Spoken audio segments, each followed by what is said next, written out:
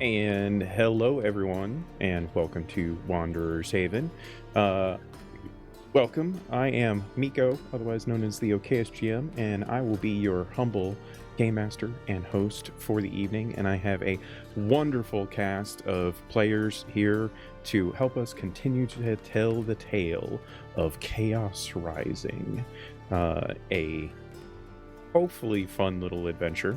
We'll see what everyone thinks after tonight, and we will jump right into that lovely adventure here in just a moment. First, I'm going to give these awesome people an opportunity to go around the table and introduce themselves and tell us a little bit about the character that they are playing, and we are going to shake things up, and so that Deb doesn't have to save us from our own disasters, we're going to let Deb go first. Deb? Amazing. Hello, I am Deb.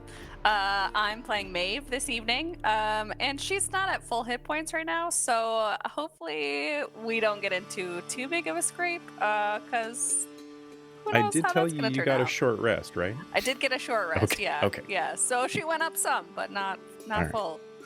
I lost a lot of hit points last week. You did. And for what it's worth, all those temporary hit points that anyone had are gone too. Clutch. Hope you guys know that too, because you lose those after your rest. So thank you so much, Deb. Let's see what shenanigans everyone's going to get up into in this mess. We will kick the rest of this off with Annika. Welcome. Hello. Please tell us about you and Bucket. Yeah, so Bucket and I are on a journey of revenge and hope and... Wait, Bucket and you? Did I do something? Yeah, you did. Now I'm in the game. No, I'm just kidding. Metaphorical you. Oh, got it. Yeah, okay. And Bucket is ready to rock and roll, as it were. Nice. And Ian, fresh off of his lovely adventures to his very first con ever, fucking Gen Con, man, biting things off, taking the big bite right off the bat.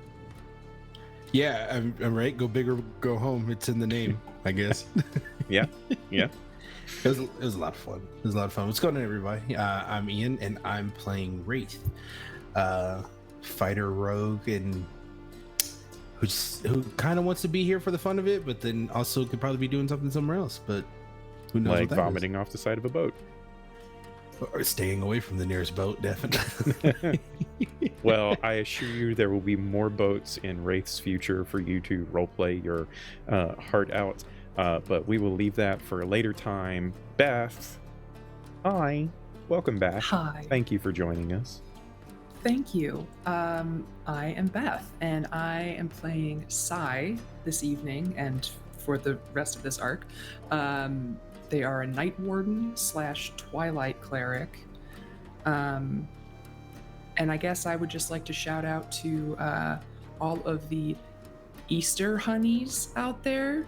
That is what we've named the fans of Ysterra, Easter honeys.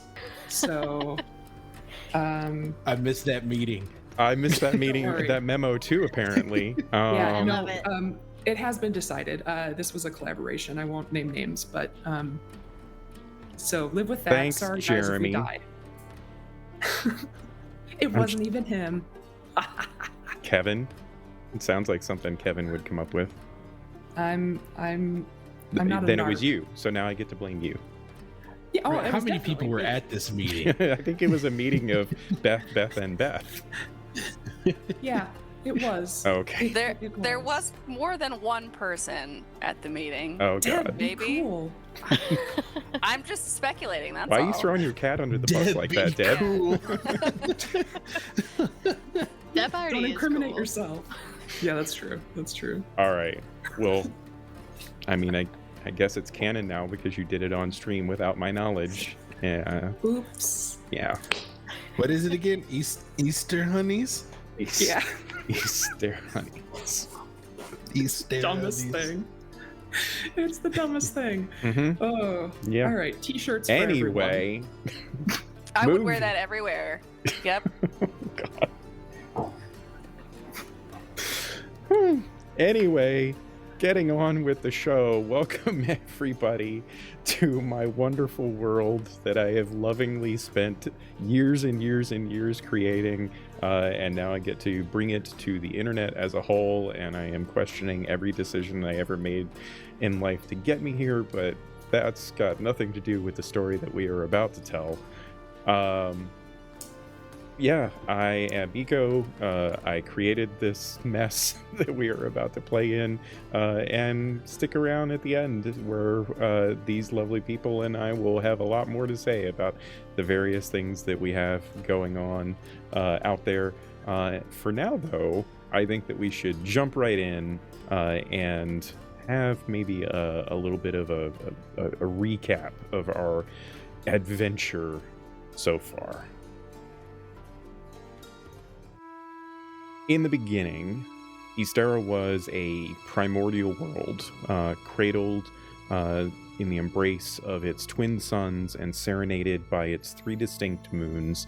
This was a land filled with wonder and promise, a promise that was spurred on by the dying breaths of a god as they willed their divine power into the very land itself before vanishing from existence. This power seeped into Ysterra's very core, and with it nestled the seeds of the Ascendant, immortal beings that contained a spark of this divine essence. They have emerged over the eons of the world's evolution, and with their power and some ways divinity, they have come to guide, to protect, and to shape the world of Ysterra and her people. Their touch, however, has not always been gentle, and at times it has led to cataclysm.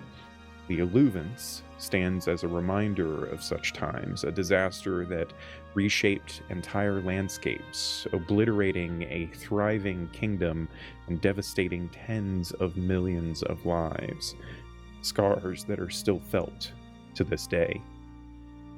In the aftermath of this devastation, the Ascendant withdrew.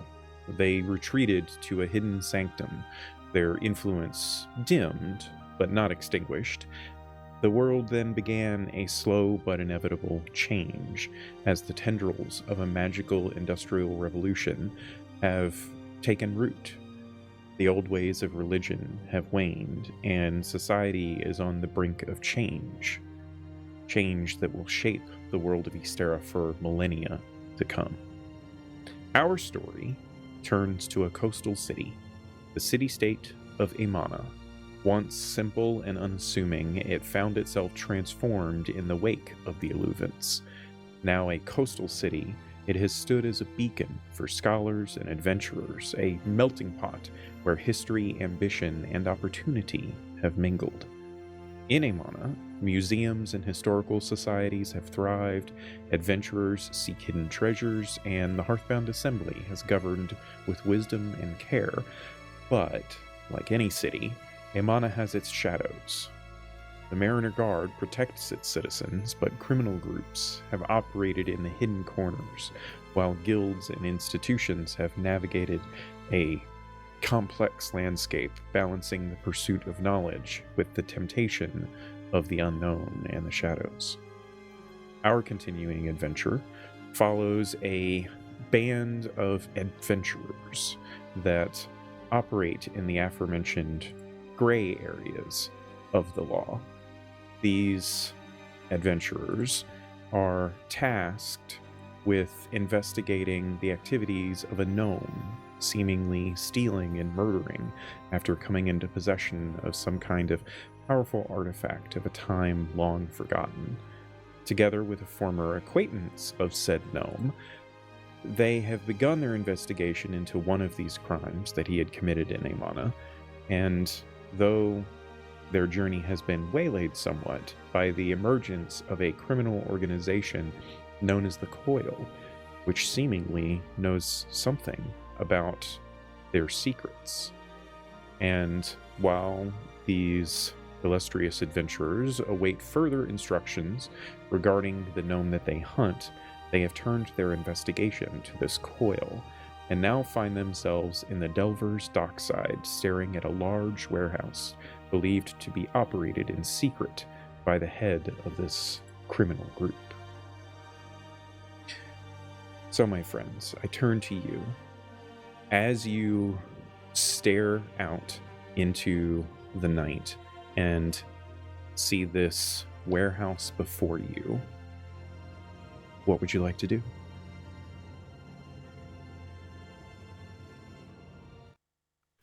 Like to gawk at it for a while. That's an impressive wow. warehouse. That's really big. All right. I was supposed to go in there. Yeah, yes, I believe so. All right, fine. We just walk up and knock on the door, and Wraith starts to walk towards the door. So you are a fool. I mean, anybody could.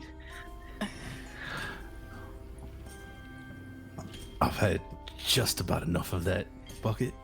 We're supposed to go in, so just walk in. No, we must find a more suitable way for us adventurers.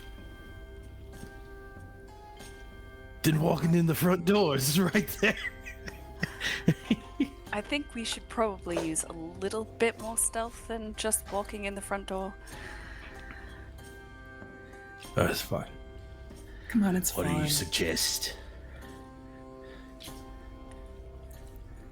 Well, Sneak in? Why don't I give you Yeah. a little bit more information that might help guide some of your decisions here? So as you approach the Silver Sidewinder headquarters, this large warehouse structure coming into view, you find that it is nestled along one of the bustling canals of Delver's dockside that leads out to the main port. And in the dim moonlit night as it is, the building seems to be buzzing with activity. A hive of shipping crates, loading docks, and a dozen or more hurried workers just in what you have been able to observe in the short time that you have been looking upon it. But as you watch more closely, there's an undercurrent of something else that catches your trained eyes, at least for some of you. There's a guardedness in some of the workers' expressions, a fleetingly exchanged glance that might linger too long, or noticing a hidden door that seems to open only for certain guests, and some crates in what you see moving around getting additional markings upon them before being loaded with a touch of secrecy. All of these things that don't quite align with a ordinary shipping business. You notice, too, an occasional shadowed figure that slips into the office entrance, bypassing the busier warehouse areas. And every now and then, when the noise of the docks covers all of the other sounds, you might catch a signal or a hush whisper exchanged between some of the workers, things that just don't quite line up quite right with the environment of bustling trade.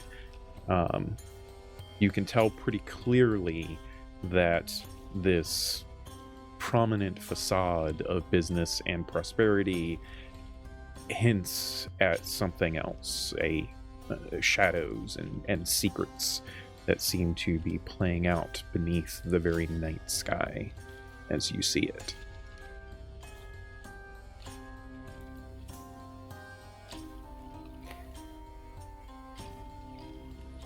Well, So if things are Bucket- a little bit tense, then I really think we should not go in the front door. Rugen is not a man who would hide what we are looking for in the front door.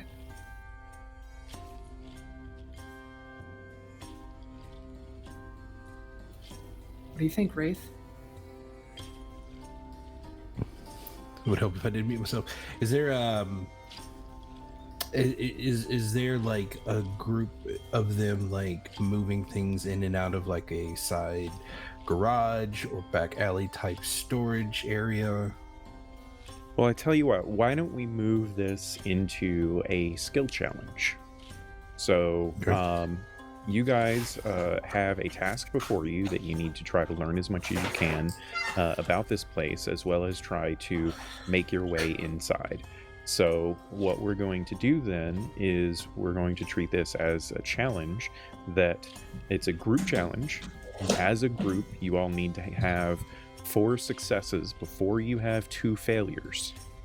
And if you can do that, then you can potentially learn new things, get in quietly, and such. And if you don't, there might be ill-fated consequences. We shall see. And it's up to you guys to decide what skills you want to use, or what magic or abilities you want to bring to the table in order to perform this skill challenge. You guys just have to decide amongst yourself and let me know how you want to handle it.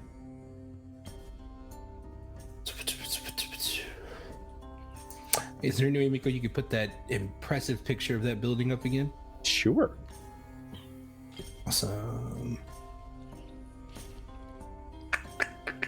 That one, you mean? That one.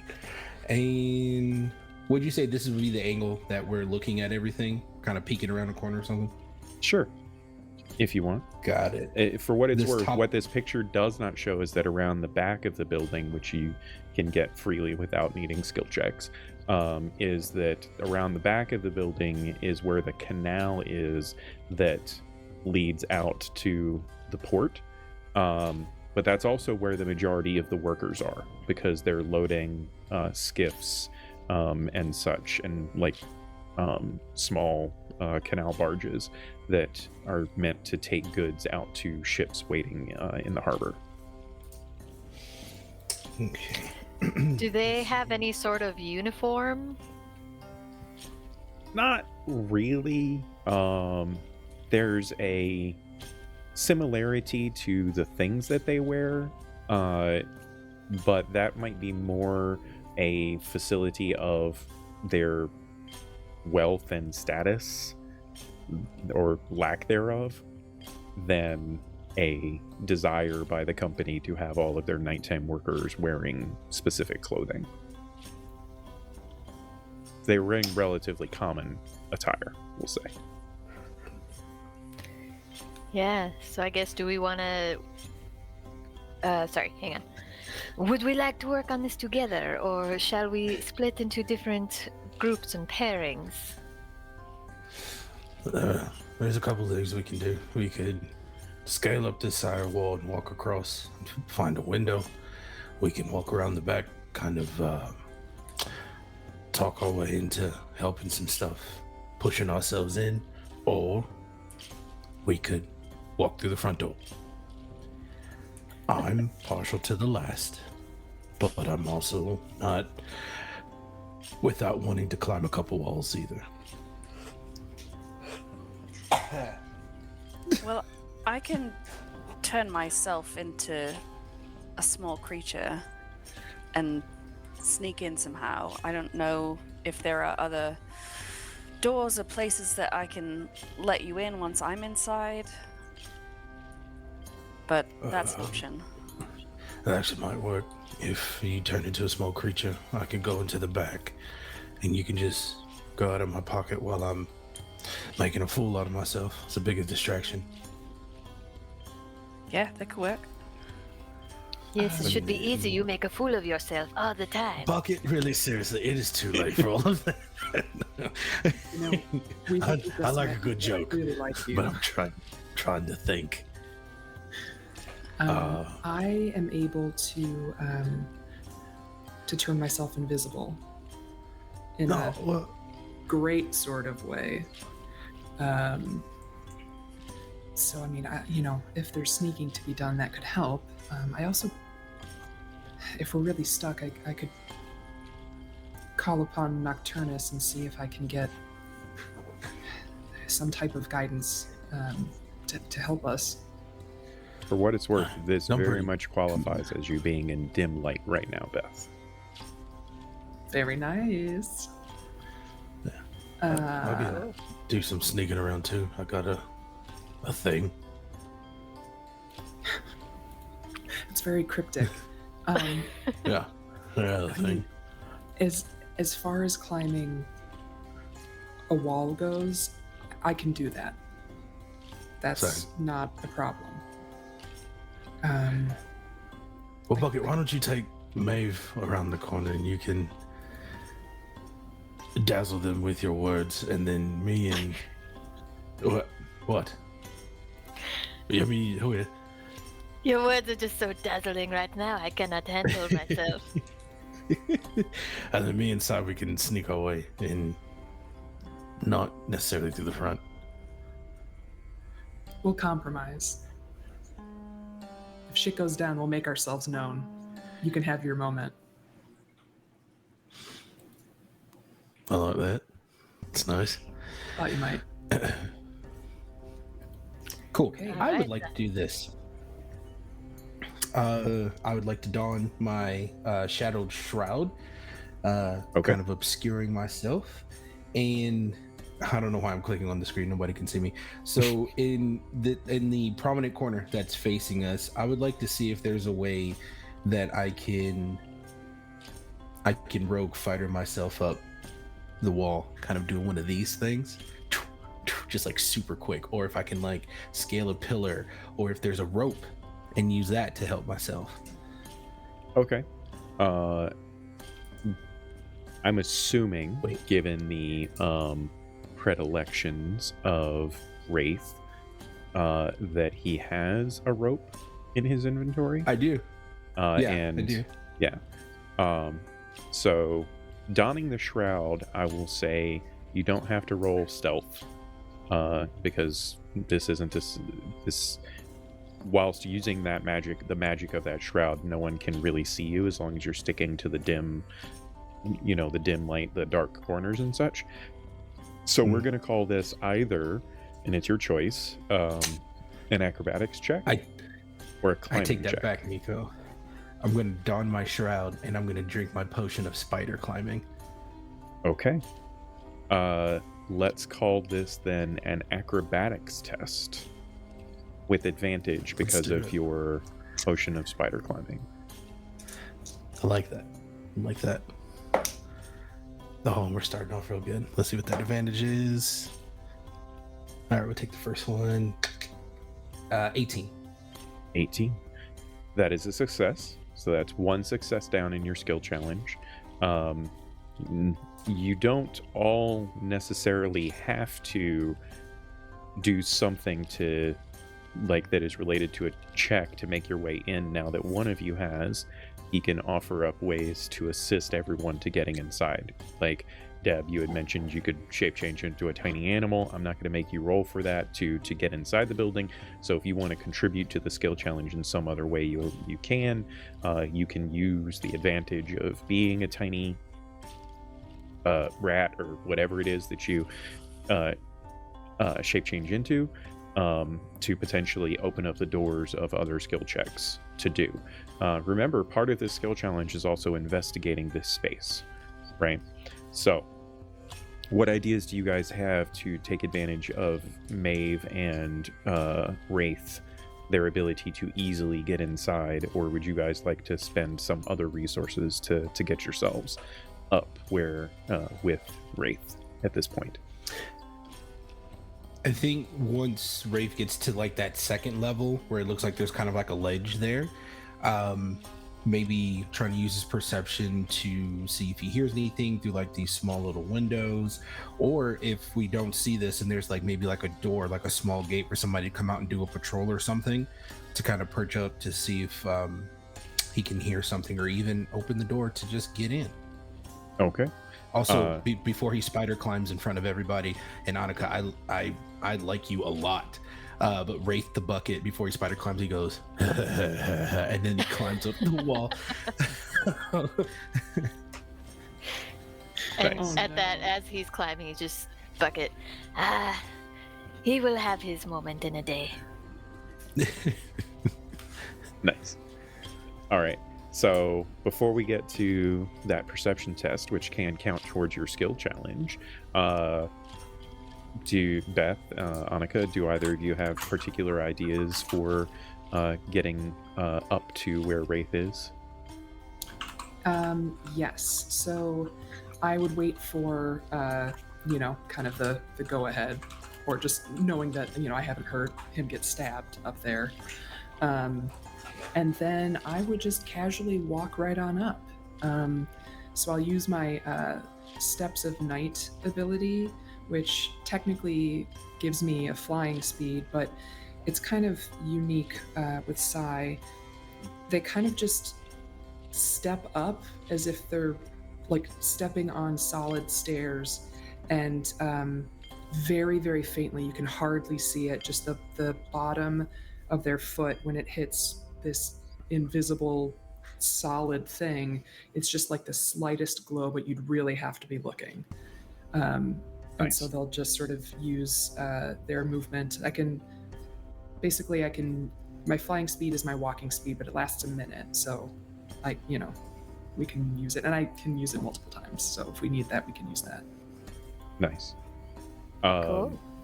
Awesome.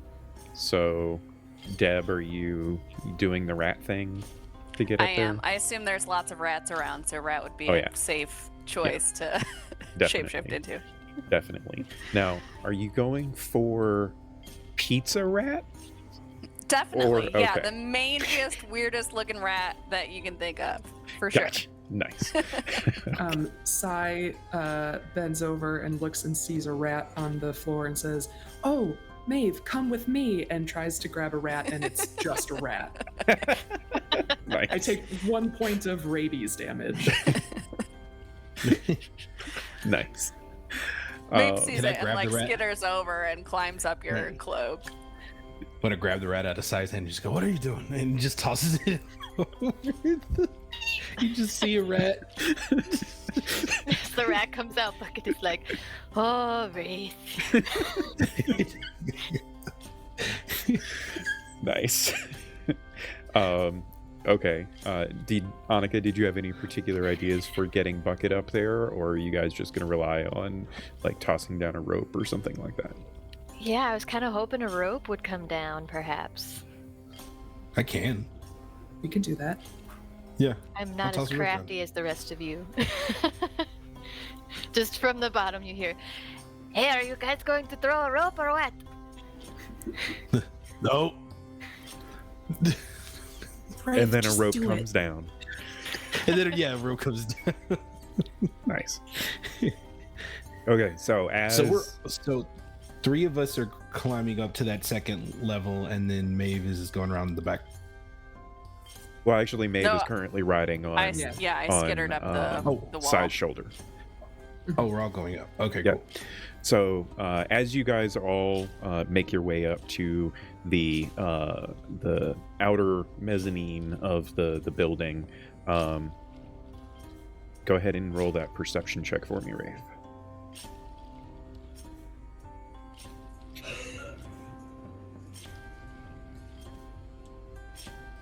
You're muted. That's good. I swore very loudly. It's a nat one on the die for 3. Oh no! Yeah. Okay. There goes my moment. How many failures is that? 1, right? Well, in this particular case, it's not going to cause an immediate failure to the skill challenge because it was specifically related to something that is about to happen.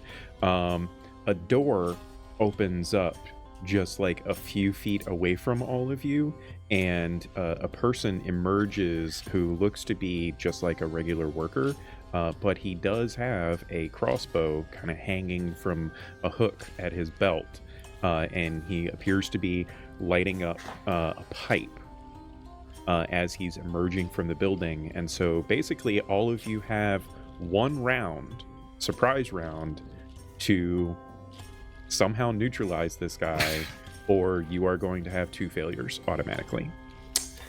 I spider climb up that little piece of the wall, hopefully, so like if this is the door, to kind of do, because it lasts for an hour, to kind of like get above him, and I want to grab him and choke him out. Okay. We'll let you start off the action here. You need to do a unarmed strike to see if you can hit him, and then it's opposed grapple. You do Let's have go. advantage because he doesn't know that you're there as you're doing this. Oh, man, it's not bad. We'll take that advantage though. Okay, even better. So that is a for unarmed strike. That is a 19. 19. You do successfully get him, so he is going to like grab onto your arms as you like scoop your arm up under his chin and try wrangling him up. So opposed grapple at this point to see if you can get him. He got a 14. Do I add anything like my strength or anything though? It's a grapple check, so whatever your it's athletics. Sorry, opposed athletics because it's grab. Oh. One of my proficiencies. Well, there you go. Boom, and that's a 15 on the die plus 8. I won. Okay, you absolutely did win. We all won. Yeah. Um, Won. so, just because in skill challenges, I generally like when it comes down to proper tests, I like having the players do the dice. I would like you to pick one of your companions to roll a Constitution saving throw for this adversary. Who do you think's going to roll bad? Me? Yeah, you got to pick. No. I'm gonna roll bag. No. I can't pick me. No, you can't pick you. You got to pick one of your companions. And okay, who I think has the weakest? All of you I think all of you have good constitution. I'm gonna pick. And they're Bucket not on this rolling the one. Constitution saving throw. They're just rolling the die for the guy. Oh, for it? Yeah. Who Oh, who of okay. your cohorts at the table do you want to blame for fucking up here and succeeding at a con save? Or Beth. praise them for I can take it. Beth. It's fine. roll a All right, d20 for me, rolling. Beth. Rolling a d20. That's 12. Okay. The con save DC was 14. He has a +1 Constitution save. Sucka. So, Ian, you do manage to choke this guy out, and I'm assuming you drop him into perhaps Bucket's waiting arms, and you just kind of guide him over to the side, and your nat 1 does not result in any immediate failure of your skill challenge. Okay, perfect. All right, well, Not bad. easy enough. Is that door still open, isn't it? The door is open, yeah. Do you guys want to do anything with the body at this point, or are you just going to leave him there and hope he stays out for a while? Is there a barrel or anything? Sure. Yeah. I stuff him in the barrel. Make sure he can breathe in there. He'll be fine. He'll be fine. All right. Miko, I just for information, I still have the crazy Eyes of Night situation happening. Do you? Well, I mean, I have the basic 300-foot dark vision, but I guess, yeah, you know what? I'll just do that for my friends. Up to 4 willing creatures. Your cleric ability thing. Yes. Okay, cool. Yeah, so I can, I'll give the rest of my party this ability as well. So everyone has 300 feet of dark vision. My. And it lasts for an hour. Nice. Does that work while I'm a rat? Yes. Yeah. Yeah, it works even better on rats, it says. So I don't know if that Specifically, Love it. it's written in. No, that's Yeah. that's bears. It works better on bears because you're a follower of Nocturnus. So as soon as Yes, Maeve okay. shapeshifts into a bear, Yeah. Next time for sure. Just a bear walking through this thing, just calmly, just like. indeed. Okay, so you have one success on your skill challenge, and you managed to avoid the disastrous potential failure that could have brought everything crashing down. You still have to get some more successes, folks. What are we doing? I think Maeve should go in rat form in that open Yeah. door. I was gonna kind of run in and scout out and see what's around. Okay. Maeve, what do your rat eyes see? Okay. Go ahead and we'll have you do a perception test. And this is part of the skill challenge.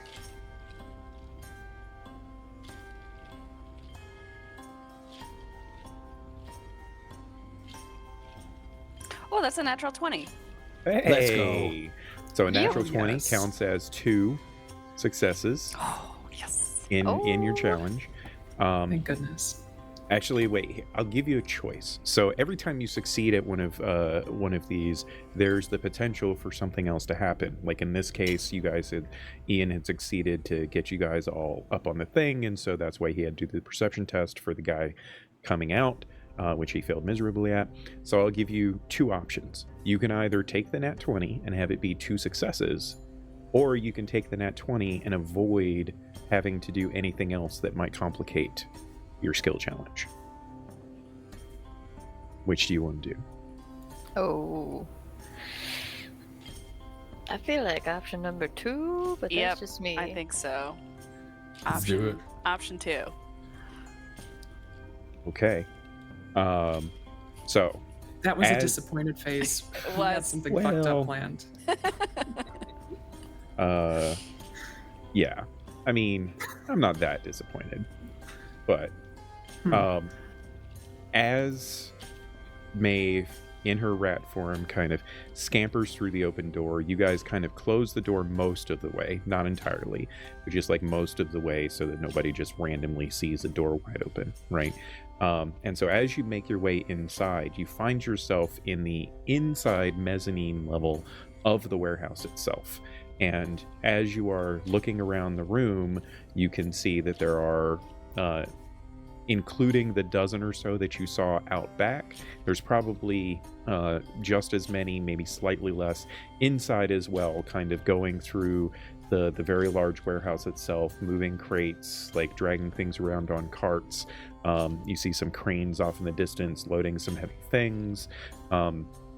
And one of the first things that you notice with that amazing natural 20 is that there's other individuals up on the mezzanine area too that are kind of walking along catwalks strung over the warehouse themselves. And they vaguely resemble the guy that you all just choked out, where they have, a crossbow kind of hanging at their hip. And they seem to be watching the workers primarily for something. Everyone is definitely being watched at this point. And whilst that isn't necessarily that alarming to you, you also see very, very faintly, there appears to be a magical eye just floating about the upper portions of the room. Is Maeve proficient in Arcana? Nope. Okay. I will say then that while she can't tell much about the eye, she can tell very clearly that it's magic because it radiates a kind of magical glow. And, well, I mean, what else is going to cause a semi-translucent eyeball to float around the space other than magic, right? And she is astute enough to know that as it closes near to her, even though she has the protection of her current rat disguise, she needs to hide from it. And she ducks into a bit of garbage, and as it kind of lingers on the space for a second, it just moves past without potentially seeing her. So instead of the natural 20, you would have ended up having to do a stealth check to see if you could avoid being observed, but you don't have to now because you were awesome like that. So do you... here's an interesting question. How is anybody going to talk to you? How are you going to let them know? Can I do like Ratatouille style charades? I'll allow yes, it. but you have to Yes. do it. Hey, but here's the question. Also- Deb, can you do Ratatouille style charades? I don't know. It's I'm trying to think. I would. You have no idea how include much some- love I have for that movie, by the way. That is absolutely one of my favorite the animated best. movies of all time. So I'm just gonna climb up on Sai and start like yanking their hair around and. and as Sai endures this buffoonery, they will cast sending, I guess, on their friend and just say, "What's up?" What's up? Yeah, I hope it's my friend and not just a fucking rat on my head. Rat on your head. I'm just a rat and life is a nightmare. It's just jamming on your head, just like, yeah. Okay. If you, I mean, I still want Deb for you to. Oh, to no, s- yes. To I'll say what wait. you're acting out, but then the sending will actually say what you Yeah. want to say. So, I do for none sure of you would have the like. message spell? Actually, Oh, I I guess might none of you actually. would. I was actually Yeah, just gonna fails. offer, but I was more interested in what was happening already. Oh wait, Bucket has the message spell. That's even Okay, well, better. we'll let you do that. So good. No. The sending has to happen first, and then Bucket has to say it. Okay. So tell me, everyone, what happens in this So holy Rat Maeve amazing shenanigans. would like march back and forth like these guard type people with the crossbows and like pantomime using a crossbow and hold up a number of little rat fingers based on how many she saw. You saw 3. And then she would like go up, probably crawl up Wraith and like kind of poke him in the eyeball. And then- shit! It's not Maeve. Crush. First one, Maeve. And then just like point up at the ceiling where it's like floating around. Does Wraith have any reaction? Just other than yelling or kind of saying that, like his initial reaction is to yell, but he knows he's trying to be quiet. He's like, he's definitely got you by the scruff, and he's like, I threw a rat earlier tonight. I'll throw you. Just doing this with his eye. And this is That's when when you Sai does hear- the sending. What's up? There's some guards like the one we just hurt, and there's also a magical eye for surveillance.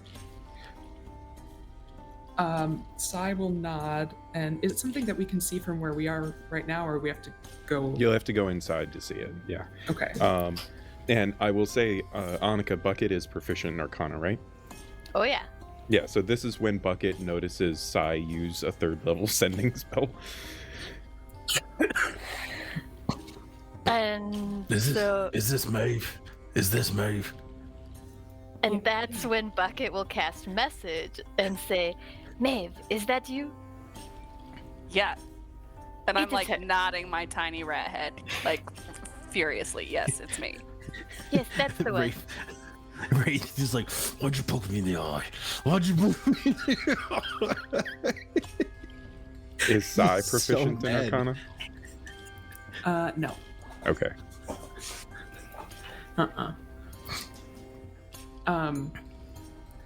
You did I see will- Bucket cast the spell, even if you don't necessarily know what spell it was, though. Well, I'll relay what Maeve told me. There are more guys, and there's a magical eye floating around. I could try to render it inert using dispel magic. We could give that a shot. No. I don't Or think it'd be Maeve could good just if we go up got and caught. poke it. Well, you deserved it. Let's be honest. What? Well, while you two talk about that, maybe I'll take a look at this eye and see what I can see about it. And so I want to walk over to the doorway and stealthily take a peek at the eye. Okay. I mean, you know it's there, so I'm not going to make you roll a stealth check or anything.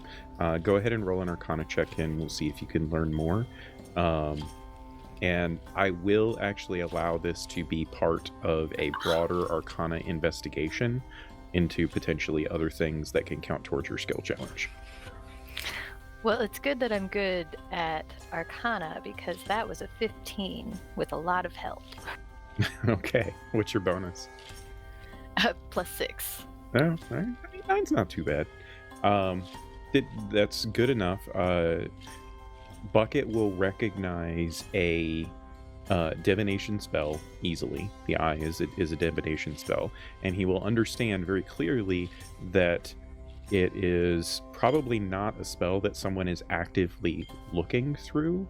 It's a like pseudo custom spell, kind of magic that he's probably not seen before, but he believes that it is very likely something that is triggered to alert if it sees certain things. Very likely seeing someone else enter and whatnot. And as he is like observing the eye and looking around at other things, he will notice that whilst the upper mezzanine area that you guys are in, or that he is currently standing in, I should say, doesn't have a lot of light. It is still, dim light. All of the light coming from below in the warehouse is permanent magical light, not just like torches and sconces and candles and the like, which is expensive, right? That's a pretty heavy investment to create such things for a warehouse of all things. And as he is looking around, he sees off in the distance, on this same upper level, what appears to be a couple of doors, one that is open that he can partially see some stairs leading up, and then another one that is very likely some kind of an office, and he sees the faint glow of what appears to be an arcane lock upon it. All right. So he takes all that in, and then he comes back into the room with everybody else, and he says, someone is a smooth operator in this warehouse. They have magic lights, which seems unnecessary, and the eye is cast with divination to alert them of things, and the office has a magic lock. Why would they need such things for such a small part of their work?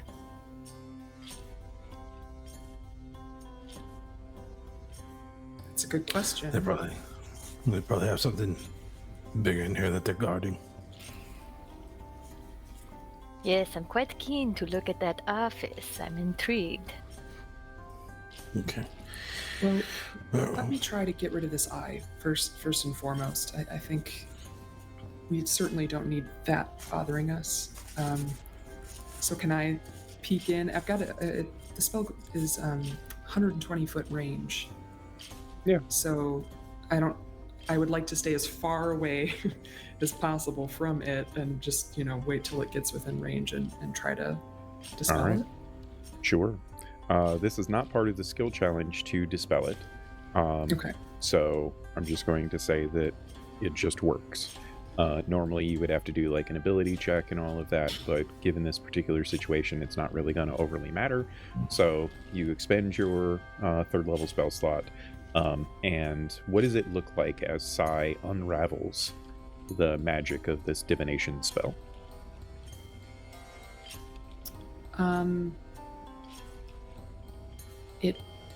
It kind of, it looks like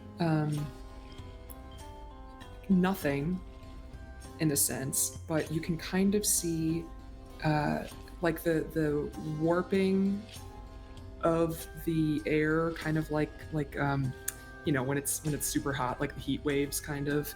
So you just it's not, there's no light or anything, it's just sort of like a ripple that you can sort of see that envelops this eye and then just fades. All right. So as the eye winks out of existence, Sai, you duck back out to your companions, letting them know that you have successfully done this. What would you all like to do next? You have a clear path to get to the door, potentially, I'm sure, other ways, but you have multiple ways that you could use to access the door if that's what you want to do, or you could head towards the stairs. You just have to tell me what it is that you all are doing to further investigate this warehouse at this point. why don't we go towards the door and maybe just take a look from that vantage point at, what else is going on in here, and then maybe see if we want to try to bust in or not? That's what I wanted to do too. Go towards the door. Okay. Yep. So, I'm assuming that Maeve climbs back up onto Sai's shoulder, who is obviously the friendliest one of the bunch at this point. It's certainly not Wraith, and you're probably questioning even Bucket. As the lot of you make your way down the darkened corridor, shadowy corridor, you know the guards that were present. The guy that you dumped into a barrel is probably the one that's supposed to be guarding this particular walkway space, so the rest of them aren't necessarily alerted or going to be alerted in the moment, and you make your way to the door. As you reach the door, you can do another investigation check if you like, that's not going to be towards the skill challenge, to learn more about the door and potentially see what you can pick up. Somebody just do an investigation check for me. Bucket can do that. All right. Roll it. Yeah. Oof, 11. Okay. Only Um, okay. Bucket is fairly certain that the arcane lock that is upon this door is very powerful and cannot be easily bypassed. It's probably been reinforced, and based on what you've seen of the magic so far, there's probably triggers that if the lock goes away, it's probably going to alert somebody something. And you hear the sounds of faint conversation, all of you, between the your own passive perceptions. You hear the sounds of faint conversations coming down the stairs that lead up.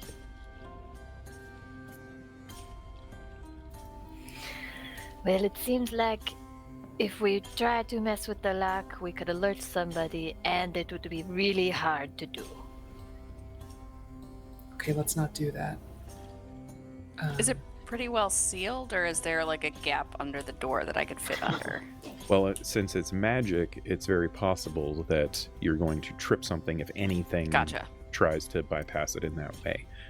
Because the lock is not it's not like a physical manifestation of like a lock. It is literally like a magical ward that shimmers across the door, which is why you're able to kind of see it a little bit. You see the faint rippling of said magic. Is this office on like an exterior wall where there might be No. windows and stuff? Okay. No. Okay. Never Not mind. that you can really tell from your vantage point anyway. Sure. You could send Wraith out to climb the walls. He has spider climbing, and see if he can potentially look inside, if that's an option that you want to explore. Up to you, Wraith. Yeah, I can do that. And All right. begin to climb. Okay. So you have to backtrack a little bit. You can either, it doesn't matter which way you go, you either go out the door, or just like a side window just off of the hallway. Either way, you scurry your way out to the outside of the building and start getting your Spider-Man thing on, and make your way towards the direction that you believe to be where the door with the arcane lock on it leads into. As you make your way along the outside of this building, you do find a couple of windows, but before you can really check them out, because your passive perception is so good, you notice a shadowy figure leap from an adjacent building onto the top of this building, and he leaped like 25 feet.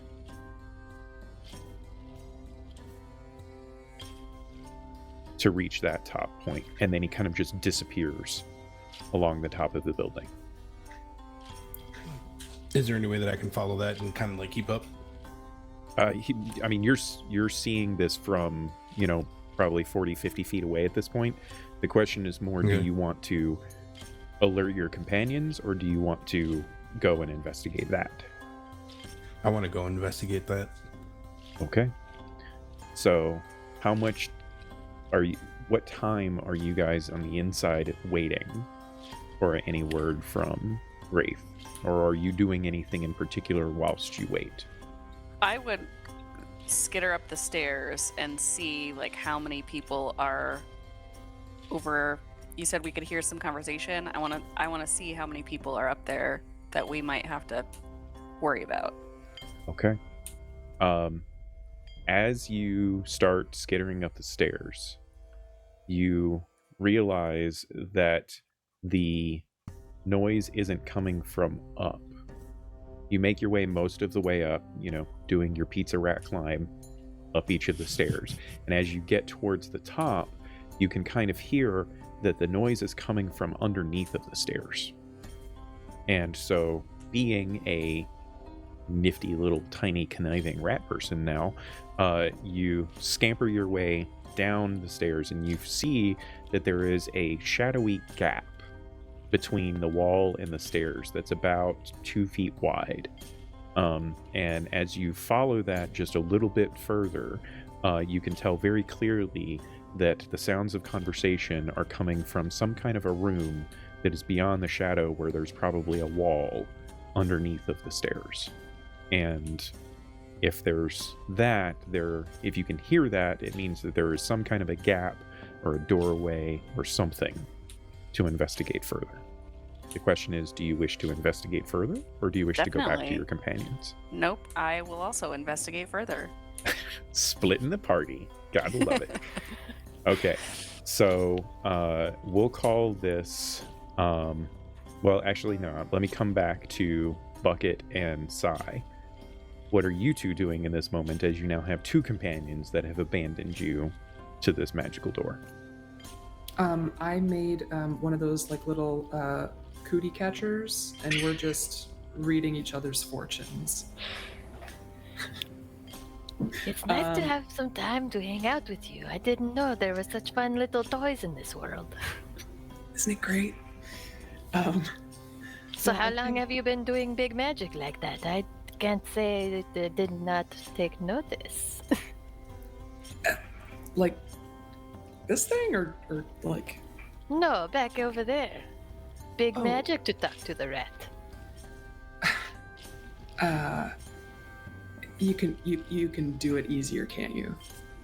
I That's- mean, there's nothing. Okay. We don't need to talk about it, but I just wanted to say I was impressed. Thank you. I've been practicing for a while, but Yes, it helps. yes, your Um, magic is beautiful when it comes into the world. Thank you. That is a very kind sentiment. And then Okay. at that moment, he's like, I want to see if I can check in with our friends. Give me one moment. And then he like stands there and he casts message, and I'm hoping I can check in with both of them since the range is 120 feet and it's a cantrip. Sure. Okay, since you guys aren't doing anything active here, well, actually, no, you are. Here's what I'll say. This is now the 4th potential skill challenge test, and we're going to make it a group test. So for Maeve, it's going to be an investigation check. For Sai, it's going to be a perception check. And for Wraith, it's going to be a stealth check. And I need for at least 2 of you to succeed in order for you to get your 4th success in the skill challenge. Don't worry, guys. I got this. I believe in all of 22. you. Oh, Technically, you have yeah. advantage on it too, Ian, because of your shroud. I'll take that. It's a dirty 20 on stealth. Another proficiency. Phew. I rolled a 7. Okay. Well, we did get 2 successes out of it. Yeah. So, Yeah. That +9 came in to help. yeah, definitely. Oh, jeez. So here's what happens.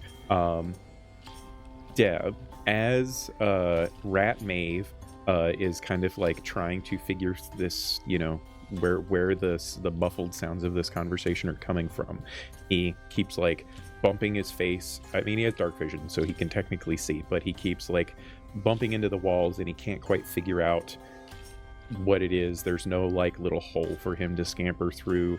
He can't really see any like tiny ribbons of light that would indicate a hidden door, but he can still she can still hear the muffled sounds on the opposite side of the wall, which implies that the wall itself is thinner here, and so there's something wrong with that to you.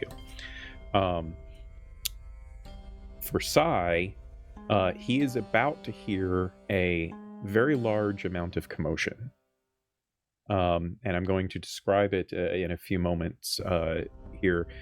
As what is the message that that Bucket sends to I mean, I guess, would he send it to Wraith or would he send it to Maeve first? Probably Wraith first, because he left first. So what is the message that Wraith hears? Hey, big guy. Where are you at? How's it going?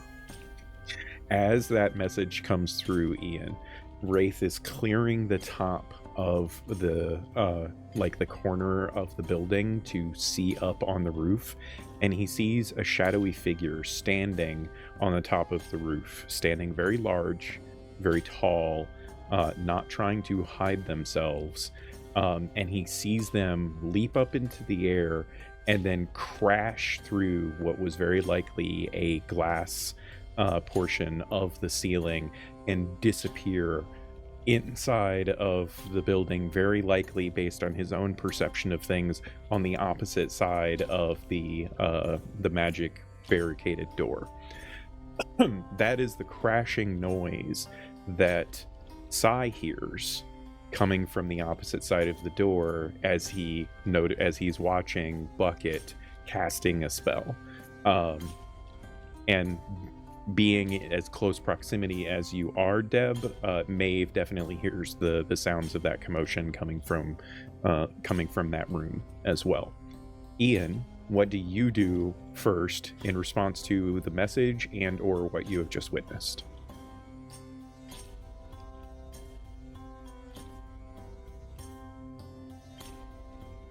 You're muted. I think super quick Wraith, he goes like, if responding to the message, someone just jumped behind the door. You might want to take care of that. And then after that, he jumps down too. Okay, so you're not there, but you can move over to where you saw the figure jump down, and be able to see. Beth and Annika. I'm not able to move and jump in. I mean, do you want to jump in blind? Or do you want to actually look before you leap? I don't know, I'm trying to have fun here. Trying to be I'll right. look. Okay. Right? Good call. Look. Yeah. So, Annika and Beth, do you two do anything in response to this action? And I guess, Deb, you can also choose to do something. I didn't mean to just call the two of them out. What are the three of you doing in response to this? I guess, does Deb say anything in particular when I send it to Deb, the message? Or does that happen too fast? That doesn't even This happen. is all happening a little too fast. So Okay. you can do that now if you want to send a message to Maeve. Yeah, I guess I'll send a message. Maeve, did you hear that? What do you see? I And- did hear it. Something's wrong with the wall here. And then I'll Okay. turn to Beth and say, well, Wraith says we need to get in the room right now, and Deb seems to think there is something wrong with the door over there. So perhaps we should look at that weird door and then see if this door is a second option if that doesn't work. Eh? Let's. Who's Deb? Maeve. Maeve is what I said. Maeve is the words I said. Yeah. Who's Well, Deb? it's because that's what the overlay on the No, laptop says. yeah. All right. So, what is Sai doing in response to this? So okay, sorry. The sound is The crashing downstairs? sound No, it came into the room up on the other side of your magically arcane locked door. Okay. And you know that based on what Bucket just said, Maeve is investigating something weird about the wall underneath of the stairs. Mm-hmm.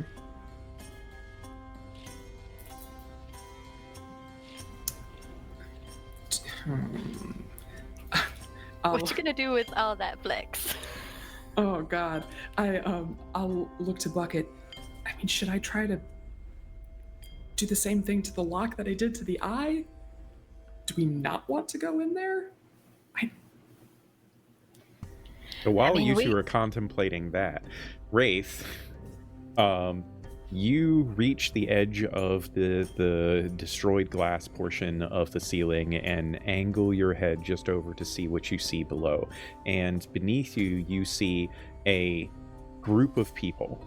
At the center of this group of people, you see a figure that is wearing clothes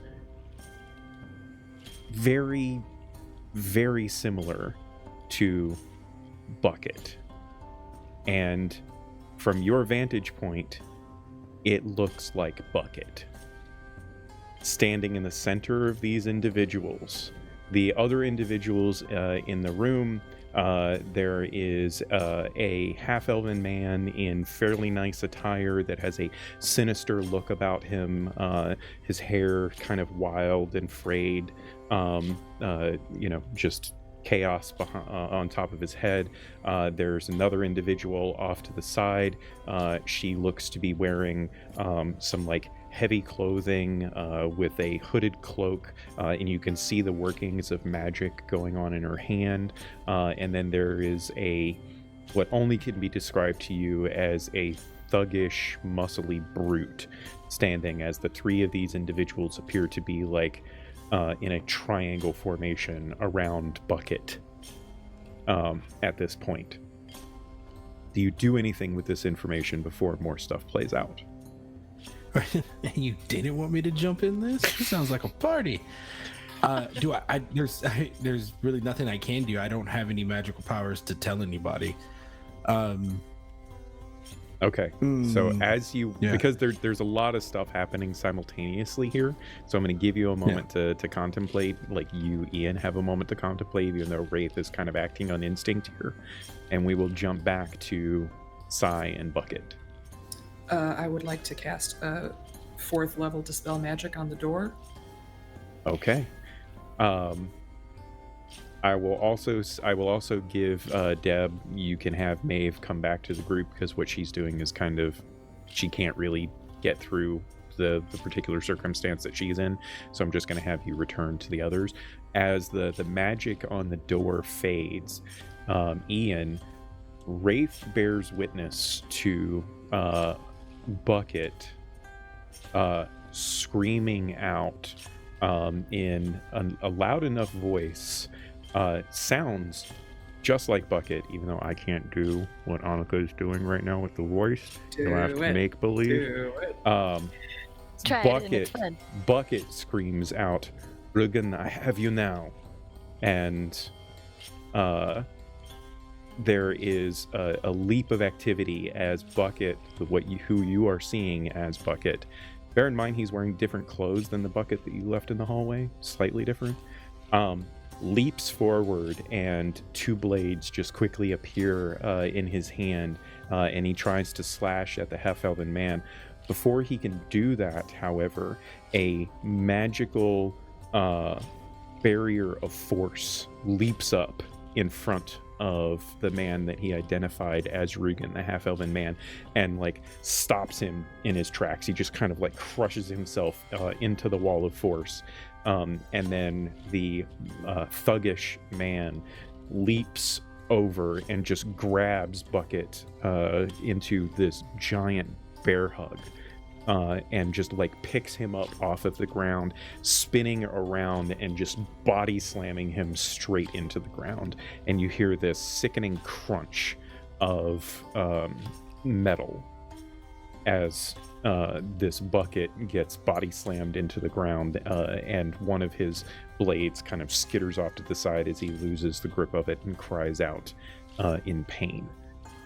As this happens, you hear the individual named Rugen, who, by the way, looks perfectly calm in all of this. Rugen just kind of steps, sort of away, just off to the side, places his hands behind his back, and says, "I knew you would come. I knew that it had to have been you that killed my men earlier today. I don't know what it is that you think you wish to do against me, but you greatly miscalculated everything." Do you do anything, Wraith? Yeah, I go full chaos gremlin and I throw my greater support gas vial down the hole, like heavy handing it so it cracks on impact. Okay, so you toss this vial down. This vial, the soporific gas, bursts into the ground, creating a plume of noxious gas in the immediate area.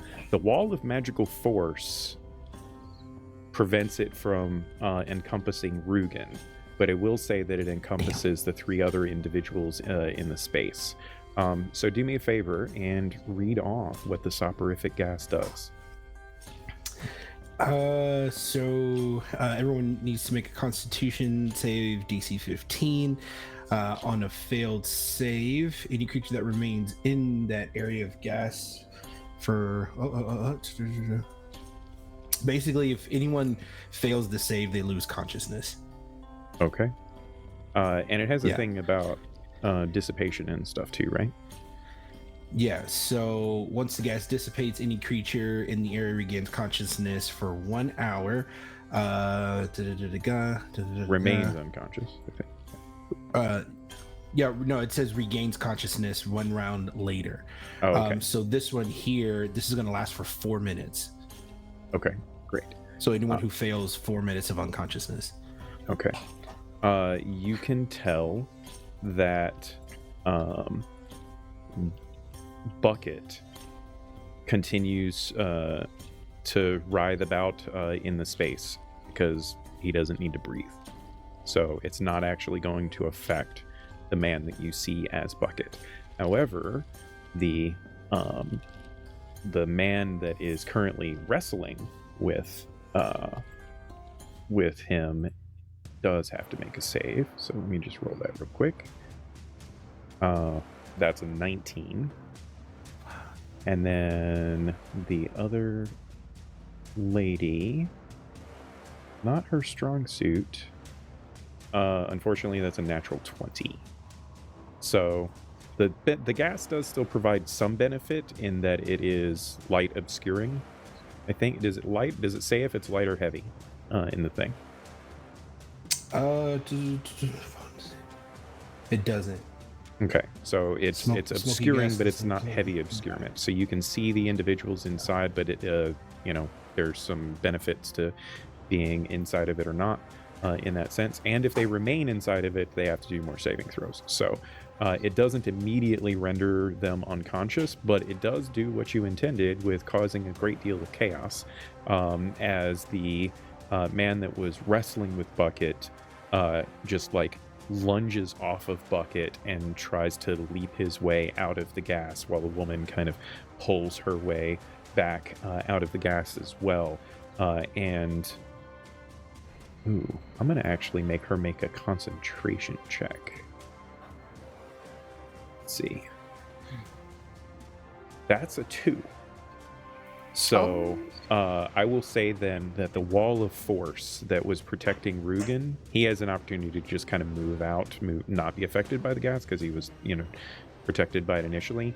But she, as she is like coughing and gasping for air, she loses concentration on her spell as she also exits out of the gas. So the rest of you also hear this additional chaos going on inside. if you would like to do anything in particular before I jump back to Ian. I mean, we want to bust in, I guess. Yeah, well, we don't know that there's gas in there. You heard glass So- breaking. More glass breaking. Okay, so knowing what we have in our standard issue bag of tricks, essentially, would I... Does it have a smell? Because I have advantage on smell checks. Ooh. No, You are- it doesn't. It doesn't say. Does it say odorless? It doesn't have a smell. It just said purplish fluid becomes gaseous. So you would see like purple gas. Right. Well, in this Smoky particular instance, I think that I see what you're going for, Deb, and given Maeve knowing what soporific gas is, because this is part of the standard issue kit that members of the initiative are given. Usually it's not used in this way. Usually it's used in like, hey, I'm going to roll it into the room of guards playing poker and knock them all out. But in this particular case, I will give you a perception check with advantage to see if you can recognize that some soporific gas has gone off, which would implicate that Wraith is somehow involved now. Perception. We'll call it a DC 14 check. 15. Hey, there we go. When as soon as the arcane word goes away, that is when the shattering happens and the familiar nascent scent of soporific gas. You can get a slight whiff of it now through this no longer magically barred door, and that tells you that Wraith has done something, because Great. soporific gas is not a common thing. I have not dropped rat shape yet, but I know where Sai keeps their soporific gas, and would kind of skitter my way up to it and like kind of yank on it a little bit to try and indicate that that's what is behind there. So I'm going to have you give me a performance check or a persuasion, whichever's better if you happen to be proficient in one or the other. And we'll just call this a straight wisdom check for Sai.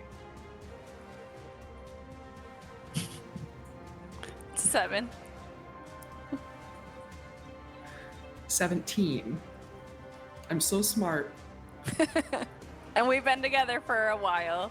You know what? Fine. I'll allow it. Besties. I'll allow it. Okay. Sai gets there's a moment of what? Someone's lost in the Oh. Okay, good on Wraith. Should Little we... Timmy's trapped in the well. Right.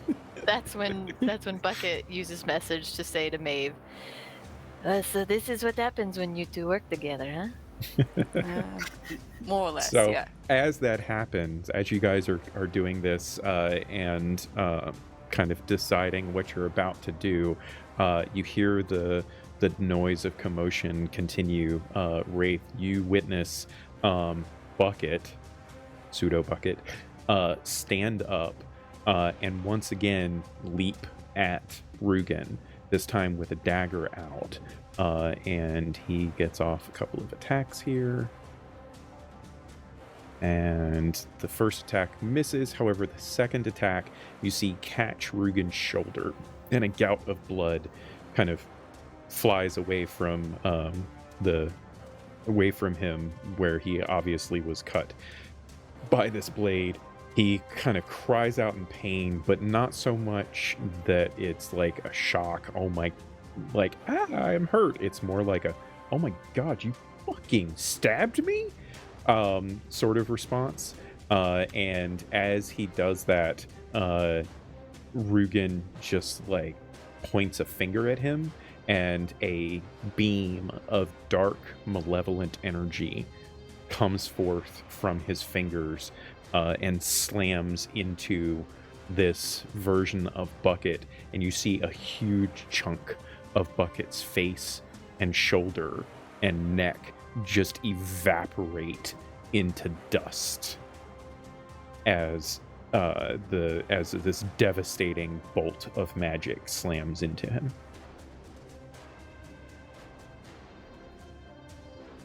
Wraith sees that and doesn't move. He's like, nope. No, that's not happening. But he's not gonna leave because he's gathering all the information that he can. But he's definitely stayed obscured. He's kind of like, if this was the corner, he's like, he's no longer standing up above. He's just kind of shrinking back. Oh yeah, very quickly shrunk back. Like, try to be as flat as he can across this thing. Just like, okay, all right. Back to the trio. What are you guys doing? You hear a cry of agony. Like, you hear some scuffling sounds of combat and a cry of agony. That sounds kind of like Bucket. And we don't see any of the magic yet? Well, you haven't opened the door. Oh, we haven't opened the door? No. You're still Thought we standing did. behind the closed door contemplating what to do. Well, there's poison gas in there. I thought maybe we want to keep it in. just And at that, that's Just when Bucket's standing there, like, just oh like, my goodness. And then he just flips the door open. Well, of course it doesn't matter to you. You don't have to breathe. Breathing is for weak creatures. And kapah! Door's Okay. open. So as you open the door, the door flies open. You see slightly obscured by the noxious gas. By the way, the room itself is a very large office, right? It's not just like a single person's office. There's several desks lined up in various places in the room. There's some bookshelves around. There's some fake plants sort of thing. It's basically like a 25 by 25 foot room, right? So the gas doesn't take up the entirety of the room, and it's already because of the volume of the room, it's starting to dissipate a little bit. So you can see decently well everything that's going on now that everyone has like gotten out of the gas. And you can Bucket, you very clearly see Rugen standing kind of off to the far side of the room, his finger still smoking with arcane energy that he just expelled. You see this woman in dark clothing, kind of thick, hooded cloak, kind of pulled up over you or over her head. She's the closest to you at this point as she looks up and kind of is coughing a little bit, has a look of surprise as she looks at you, and she starts trying to weave some magic. And then you see over off to the other side of the room opposite her, you see a tall, dark, and handsome, long-haired fella that obviously looks like he can throw down and seems to be about to leap onto another individual that looks just like Bucket, that is currently fighting with Rugen. And that's where we're going to take our break, ladies and gentlemen. Please, everyone, wait, I was stick just about around. to drop in and kick everyone's ass. Oh, yeah, absolutely. Mr. Hiding behind making himself the smallest he can possibly be. Yeah, no, I'm there with you. Gotcha. Absolutely. We will be right back, ladies and gentlemen. We are just going to take a short 5-minute break. If you're watching us on VOD, it's going to be just a few seconds, but for everyone else, please stick around for a few minutes and we will return very shortly to dive right back into this action of why are there two buckets? I would love to know the answer to that. What? And welcome back, ladies and gentlemen. We have survived our break, and I think that we should just jump right back into the craziness of the action going on, where we have discovered a duplicate bucket. Yeah, some I want to sort? know more about that. I need for everybody to roll initiative, please. Oh, Okay. Jesus. Shisha. That's right. Well, I'm back because I rolled a 4. Nice. Whoops, that is 18. the wrong one. 14. That's the right one. 16. Alrighty. Those plugged in here. Maeve, are you a Okay. rat still? Maeve is still a rat. Yes. Okay. Oh, you better watch out. There's a Guard cat. your eyeballs. Yeah. Cat was just biting you. Yep. Sure no. was. All right. So we're doing this one Theater of the Mind style, folks. So no battle map. It's a pretty contained space. There's not a lot of craziness of like moving around and whatnot. So you have a lot more freeformness on what you can do here. Please feel free to ask any and all questions if at any point you need to know anything at all about the battlefield as it's happening. The essentials that we have at this point are the real bucket, along with Rat Maeve, and I don't have a crazy acronym for Psy, are standing at the doorway, about to burst into the room, whilst Wraith is cowering on the roof, trying to I'm keep being people stealthy. from. Being stealthy on the roof above the foray. Just so you know, Ian, it's like a 15-foot drop for you to jump down, just so you are aware. And we have the fake bucket in the center of the room, over trying to myrtleize the man that you all know to be Rugen, or that at least some of you know to be Rugen. I don't think Maeve and Sai know that at this point. And then the other two individuals, a kind of thuggish, powerful looking man, not wielding any weapons in his hand, and a woman that you are soon to find out is a spellcaster of sorts, wearing dark clothing with a cowled cloak upon her back. It says bracket. Yeah, that's technically That's his cool. name. Oh, So, the cloaked woman actually gets to go first because she rolled the highest initiative, and she has locked eyes with the real bucket, and she is going to cast a spell. Actually, no, it's the first round, so you all technically don't have your reactions yet, so you can't counterspell or do anything to affect it. So she turns invisible in front of you. She was only like 10 feet away from you as she turns invisible. But then we'll say, which of the four of you has the highest passive perception? 14. What are your passive perceptions? 14. 13. Or no. Yeah, 13. yeah, I Sorry. don't. Yeah. And what did you have? 12.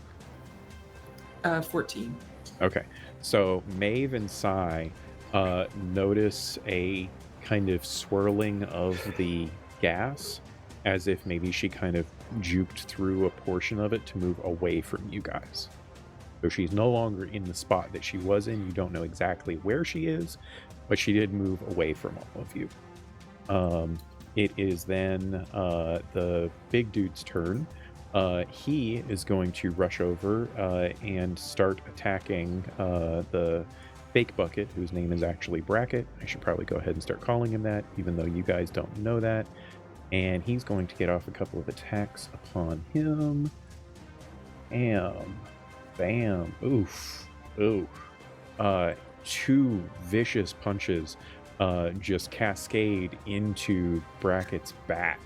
And as they connect, you can see like these waves of force kind of rippling off of his hands as he connects with that individual's back. And you can see like dents and like obliterations of some of the clothing as the man just pummels Bracket. And that brings us to Sai.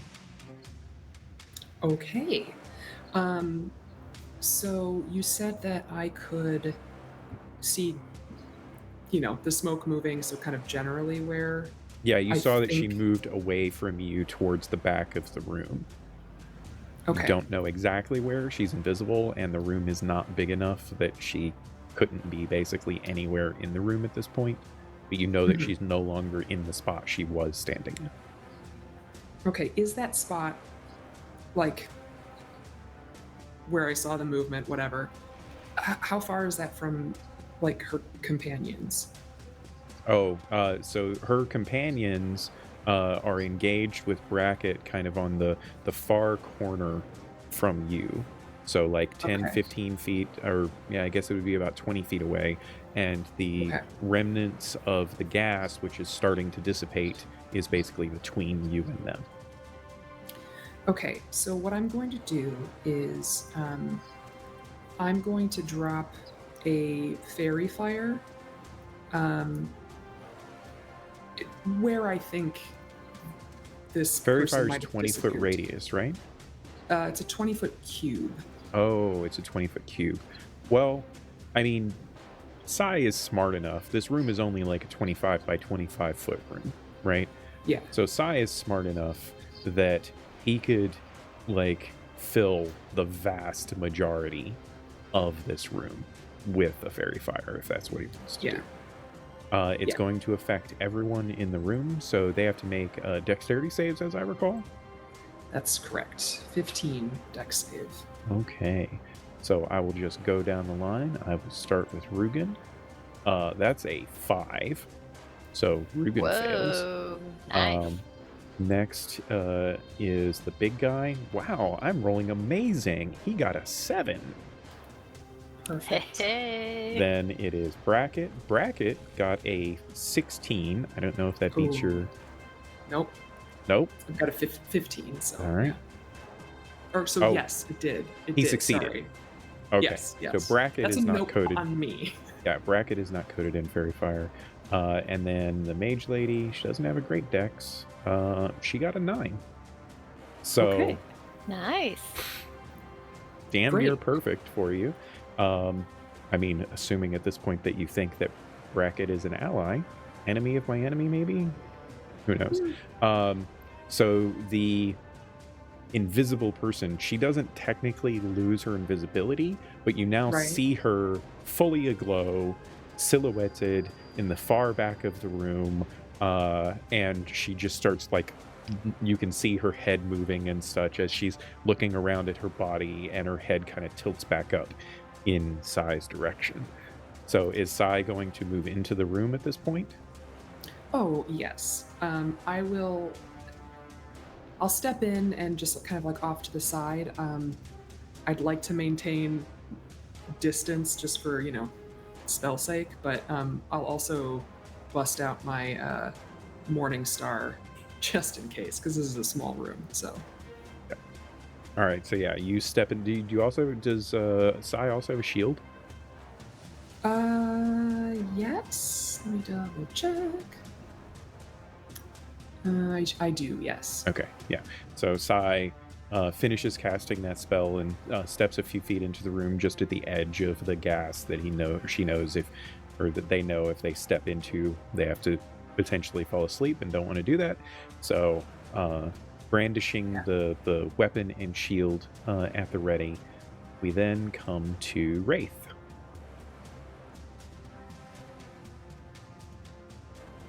You are muted. No, all I was doing was chuckling to myself. Cool. 15 feet drop, huh? Yep. Acrobatics check Anyone to under avoid me? any damage. Let's do it. Although you have spider I'm- climb. Technically, Still, it's last little bits. I mean, doesn't it last an hour? It does. Yeah, you still got it. Oh, dude, we're just gonna like spider climb out the thing, out the whole. So, Yeah, so I you don't want to get off. spider climb onto the ceiling and then move towards one of the walls and spider climb down the wall. The question is, where do you want to end up in the room? Who do you want to be in melee with? I actually want to just like get myself on the wall and jump off the wall on the big dude. Oh, Yes. all right. Body nice. slam. Nice. Yeah. go ahead. Well, are you attempting to just attack him, or are you trying to like grapple him? What are you trying to do? So no, I'm not trying to grapple him. I want to spider climb over to the wall that's closest to him, and projectile thrust myself in his direction, and like with my dagger out. So it's kind of like one of these like type deals. Yeah. Tell you what. Let's do a stealth check. You don't have advantage on it because this room is fairly lit, so you don't get the benefits of your shroud. So we'll let you do a stealth check versus his passive perception, and if you beat his passive perception of 13, then you have advantage on the attack. Oh, I think I may have just... Yeah, that's a 16. That +9 again. Nice. Nice. I mean, you only needed to roll a 4, but that's still, Yeah. That's still a 15% chance of failure.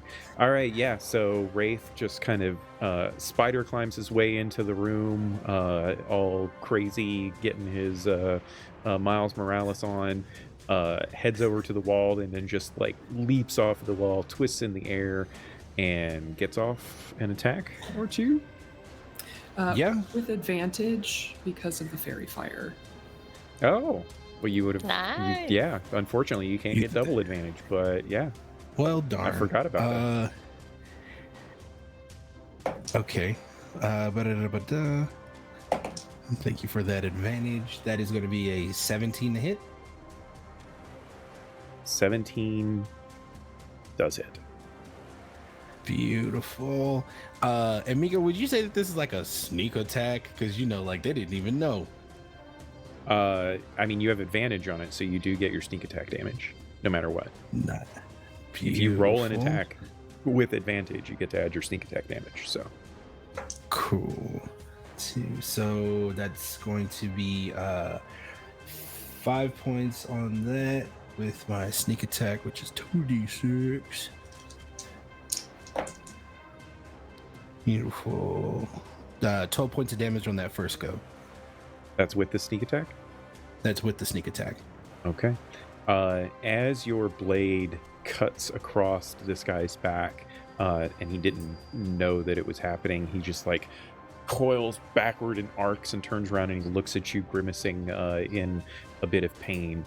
And as he does that, you can see his eyes become bloodshot and wide, and you can hear a feral growl come from him as he looks at you. Beautiful. Well, we're gonna take that second attack because I don't like the way he's looking at me. Do it.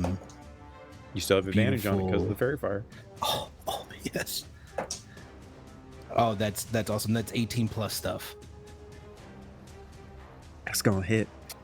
Beautiful. I'd like to make that a goading attack if that's okay.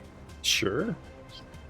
Beautiful. Does he have to do a save on that, or does he just get disadvantage if he doesn't attack you? On a thing, total damage roll. A wisdom save, DC 14. Okay, he fails. I'm not even gonna roll because he's gonna fucking murder you after he gets to go. Beautiful. And then so disadvantage on all attack rolls other than me. That's perfectly You do fine. get bonus damage. You do get to add your superiority die to your damage. Which is didn't roll damage yet. Thank you for that. Mm-hmm. Boom. Oh, that's beautiful. So that's gonna be 7 points plus. Let's do that superiority. Let's see here. Am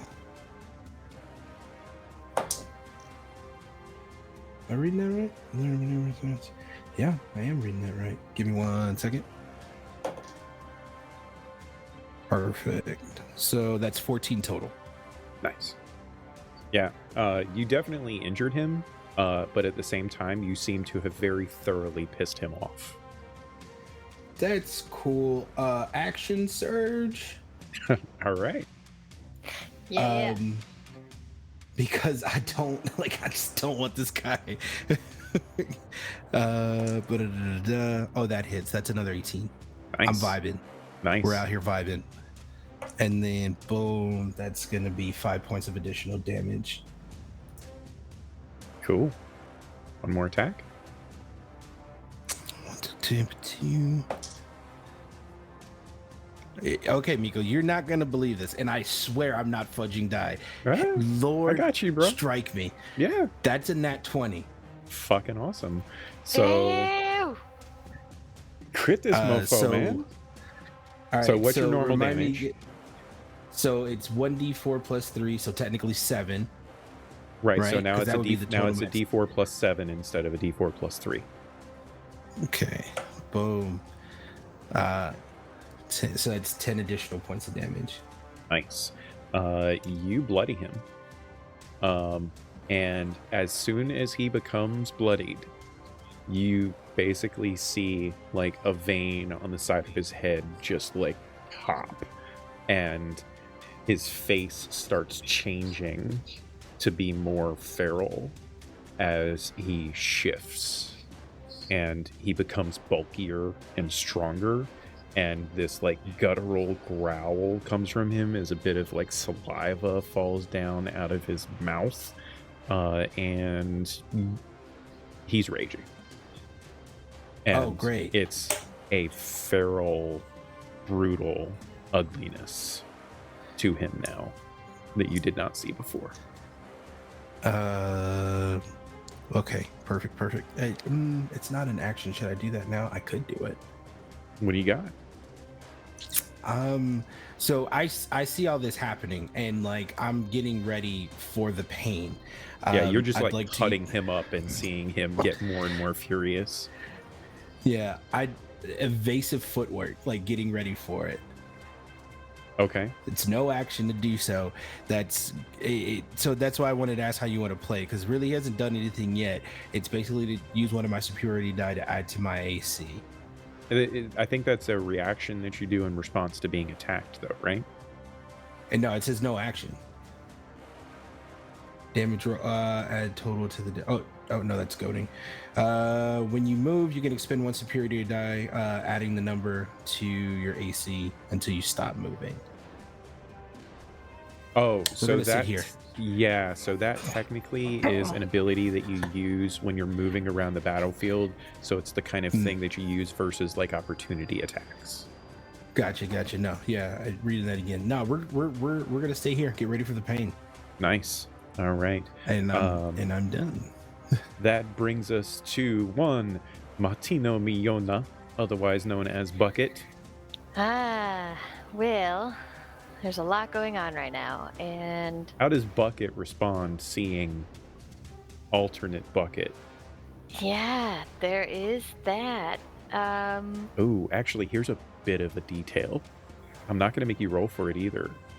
This version of you is wearing the exact same clothes that you were wearing when you were in the crime of stealing from the museum. Like, to the T, the exact clothes. Just without the hat. Yeah, and he doesn't look so hot, right? Oh no, like half of his face is gone. There's a chunk out of his neck and shoulder that have disappeared. His right arm is like moving jankily as he's trying to use it to attack. Yeah, he's not looking great. Yeah, so, Bucket would like to make a move towards him and use a potion of greater healing on him. Okay. Here's what happens as Bucket does that. Thankfully, Bucket doesn't need to breathe, so he just walks right through the soporific gas that's still occupying the central portion of this room, and he draws the potion. And as he draws the potion, the other version of him turns its head and looks towards you, and there's like you can see part of his right eye that is still kind of like flickering a little bit, and then his left eye just like fixates on you, and there's a slight change in the coloration of it for a moment, away from that kind of bluish color to something more pinkish, a little bit of pink and purple swarming in the eye for just the briefest of moments. And you hear in, like, because his jaw is like messed up and such, you hear him just say, "No, it's not time. Why are you? It won't work." And he's like, you get the implication that he means the potion, as he turns to look back at Rugen. All right, so seeing that, Bucket would like to stow the potion and instead turn his attention to Rugen, I guess. What you gonna do? You still got your action. What you gonna do to Mr. Rugen? The man that you want vengeance upon stands in front of you. Yeah. You can feel the it's anger. a big moment. You can feel the anger boiling up. I think I want to point at him and say,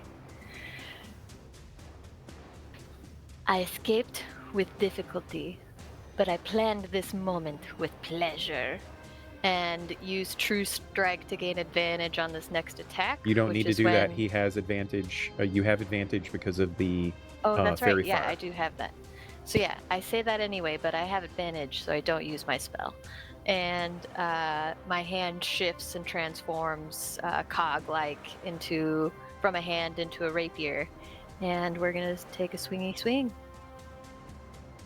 Well, that's a dirty 20 on my first roll, but and good, because the other roll was a nat 1, so thank you, advantage, Fairy Fire. Does that hit? Yeah, that definitely Sweet. hits. As Bucket is closing in to, like, hand just vanishing in a form of crazy, like, magic and artifice, gears atwining, and the rapier blade bursts out from where his hand once was. You hear Rugen say, "Now there's fucking two of you," as you close in and slash him across his chest. He kind of like holds up his arms defensively, and you just, gouge into them. How much damage do you do? Yeah, so I do 10 to him, but I'm wondering if Muscly Guy or Invisible Gal are within 5 feet of us? No, they're both not. That's fair. The other Bucket is. Well, yes, he is. Oh, I guess he is. Do you want to hurt the other Bucket? No, I don't want to hurt the Bucket, but I was seeing if there's anything else I could do in that direction. So, no, I guess I'm going to hold there. How much damage do you do? Sorry, it was 10. 10, great. Okay, so you slash him across his arms. He grimaces in pain from it, but seems more annoyed that you've done this than anything else. And that is going to bring us to, that's convenient, the other Bucket. So the other Bucket, as you said, planned this with pleasure. The other Bucket kind of looks at you, and in that slightly broken, malformed voice with a half of his jaw gone, says, "That was a good one. I should have said that." And he just takes his rapier and slashes twice across at this individual. So first one, oh wait, he has advantage. I get to reroll that. Yay. It's only a 7. So the first attack misses. Second attack is a 19, so that does hit. And he basically cuts a crossways slash across Rugen's arm, to form an X from adding to the slash that Bucket just did, only, slightly inverted. And as that happens, you can see this, like, now it's the end of his turn, you can see this like pulse of dark malevolent energy out of the hole in his neck just like bursts, and another section of his shoulder just like evaporates into dust, and he has to swap the rapier into his other hand as his right arm becomes almost useless now. That brings us to Rugen's turn. Rugen, annoyingly, or being annoyed at the two of you in front of him, just shakes his head and looks to the spellcaster lady and says, "Do something about this." And he just kind of waves in the general vicinity of like the fairy fire that is all around them. And he then holds up his hand in front of both of the buckets, and as his hand comes up, a wicked looking blade seemingly made out of shadowy arcane essence just materializes in his hand. Is that a spell? It is not a spell. It is okay. warlock ability. Fair. As this blade kind of erupts out of his hand, and in one fluid motion, he actually slashes across both of you, attacking you both simultaneously. So the attack against Bracket is a 19. The attack against Bucket is a 22. So let's see. Yeah, you got me. How far is Bucket away from me? Like my Bucket. Like there's basically like a 5-foot gap between you and Bucket at this point, because you were kind of off to the side and he moved through the center of the room because he doesn't need to breathe. He just kind of walked through the gas. So there's a 5-foot gap.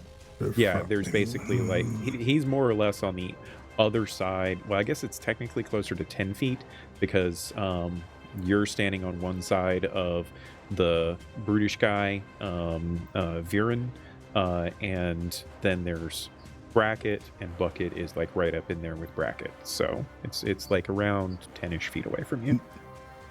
Okay. So as he takes his attack against Bracket, can Bucket intercept that? Oh. It's Just to interesting. reduce some of the damage. That's all it does. Yeah, I'll allow that. Cool. So that's your reaction to do that, right? Yep. Cool. Yep.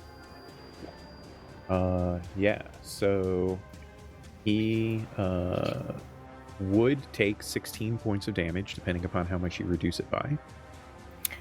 I only reduce it by 7. Okay. And that just flat reduces the damage, right? It's not like you take any of that damage or anything, just flat reduces No, it? it just reduces it. Yep. Okay, cool. Definitely, yeah. So you like fling your blade up and kind of deflect the shadowy blade a little bit so that it doesn't quite gouge Bracket as hard, but then the blade seems to lock very, very tightly in on you, and you take 19 points of damage, some of which doesn't matter if some of it is necrotic for you. No, it does not. Okay. So you take 19 points of damage, and like part of your clothes tear and get like shriveled and turned into ash, and like the gouge in your chest, you can feel some of that malevolent shadowy energy cut into your body. Well, and that brings us to Maeve. Great. I'm gonna drop out of my wild shape because I can't do a whole lot as a rat. Sure you can. And- You poke people's eyes. It's true. I could. You could spread disease. Yes. Oh. And I am going to cast Wither and Bloom Nice. and target all of the others except for Fake Bucket, not our Bucket. Okay. Because I can tell that our Bucket is trying to Protect. not, Right. Yeah. trying to not hurt other Bucket. So they all need to make a con save. Okay. I will start with the big dude that's raging. He has advantage on this. That is a 27. So he succeeds. Spellcaster lady is a 14, so I think she fails. She fails. And then Rugen is a 19. He saves. Did So she they will take half damage from it? I'm trying to see. Yes, half damage. So she'll take 10 damage, and they will What take kind 5. of damage is this, by the way? It is necrotic damage. Okay. So it's 10 damage if you fail the save? Correct. Is that what you said? Okay. Yep. So it's 10 damage on her. It's only 2 damage on Rugen because he has resistance to necrotic. You can tell that the necrotic energy kind of gets absorbed by his blade. Some of it like seeps up into his body, and you can see like a couple of black veins appear in his face and then disappear. And then it's 5 damage on the thug dude. Great. And then I am going to take one of my hit die and regain those hit points, because that is the second half of the spell. Is it only one person that gets that benefit, or can multiple people Yes. get it? Okay, cool. It is just one. All right. So yeah, you. What does your wither and bloom look like in this moment? Does it like, bearing in mind that the room is like gaseous and there's what color fairy fire is this, by the way? It's like an indigo sort of. So there's like this indigo fairy fire illuminated in the room. There's the noxious gas kind of floating about and dissipating slowly. What crazy, weird, magical influence does the wither and bloom add to this lovely mix of concoction that we are brewing in this office? There's sort of like a sickly green color, and it just sort of sucks some of the moisture out of everyone's skin, so everyone gets a little like, it's just like they become like withery plants and have lost a lot of, they've been baking out in the sun for a while. My pores. Yeah. Nice. All right, that brings us back to the top of the round. So the spellcaster lady is going to attempt to dispel magic on the fairy fire. Do it. Bucket Bucket does not have his reaction because he used his reaction to so I'm assuming no one else has any like counterspell stuff or anything like that to attempt. Nah. All right. So yeah, the fairy fire just dissipates as she invokes an arcane rune with her hand. She creates this like weird pattern of arcane energy from her fingertips that bursts into a rune in front of her, and as she squeezes that rune together into nothingness, you can see the indigo of the fairy fire just kind of in small blinks start like blinking out of existence, and then just almost like a firework going off just ripples throughout the room rapidly as the fairy fire dissipates from existence. And she can no longer be seen, and you notice that her invisibility holds. Bitch. And that brings us to Viren, who is looking at Wraith with a hatred and a malevolence that he might have only ever seen from his exes, as he starts just going to town. So with his frenzy, he gets an additional attack. And yes, there we go.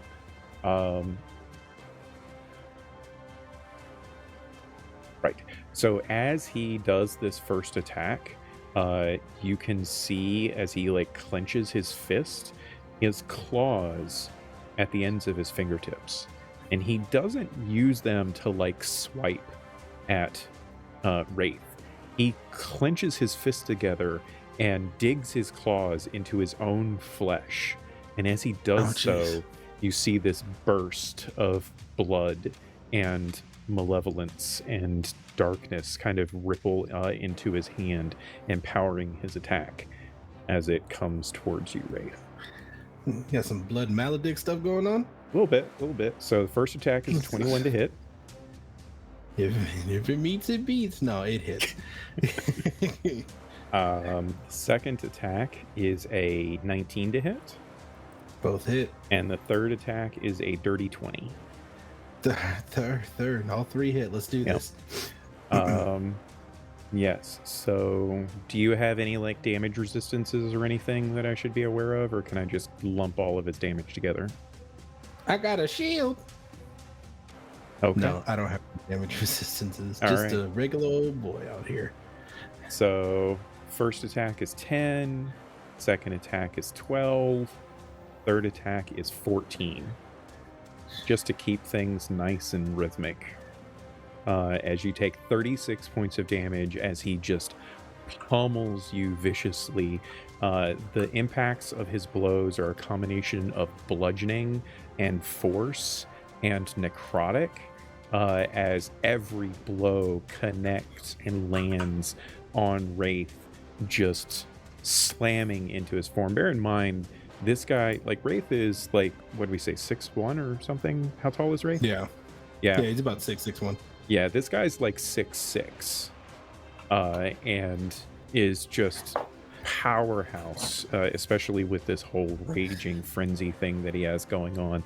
As every single blow lands upon Wraith, he feels the impact just worsen with each successive blow. And I need for Wraith to make a Constitution saving throw, please. Great. Dirty 20.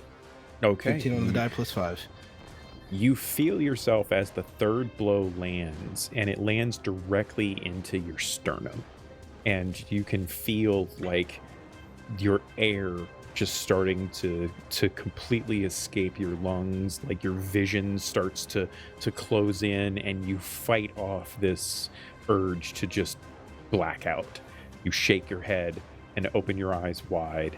And as you do so, you lock eyes with Viren, and he just has this vicious, horrible, drooling little bit of blood coming out of his mouth to smile upon his face. His feral eyes that really do look like a cat, like animal eyes at this point, just glaring down on you as he looks at you with glee that you have taken these blows.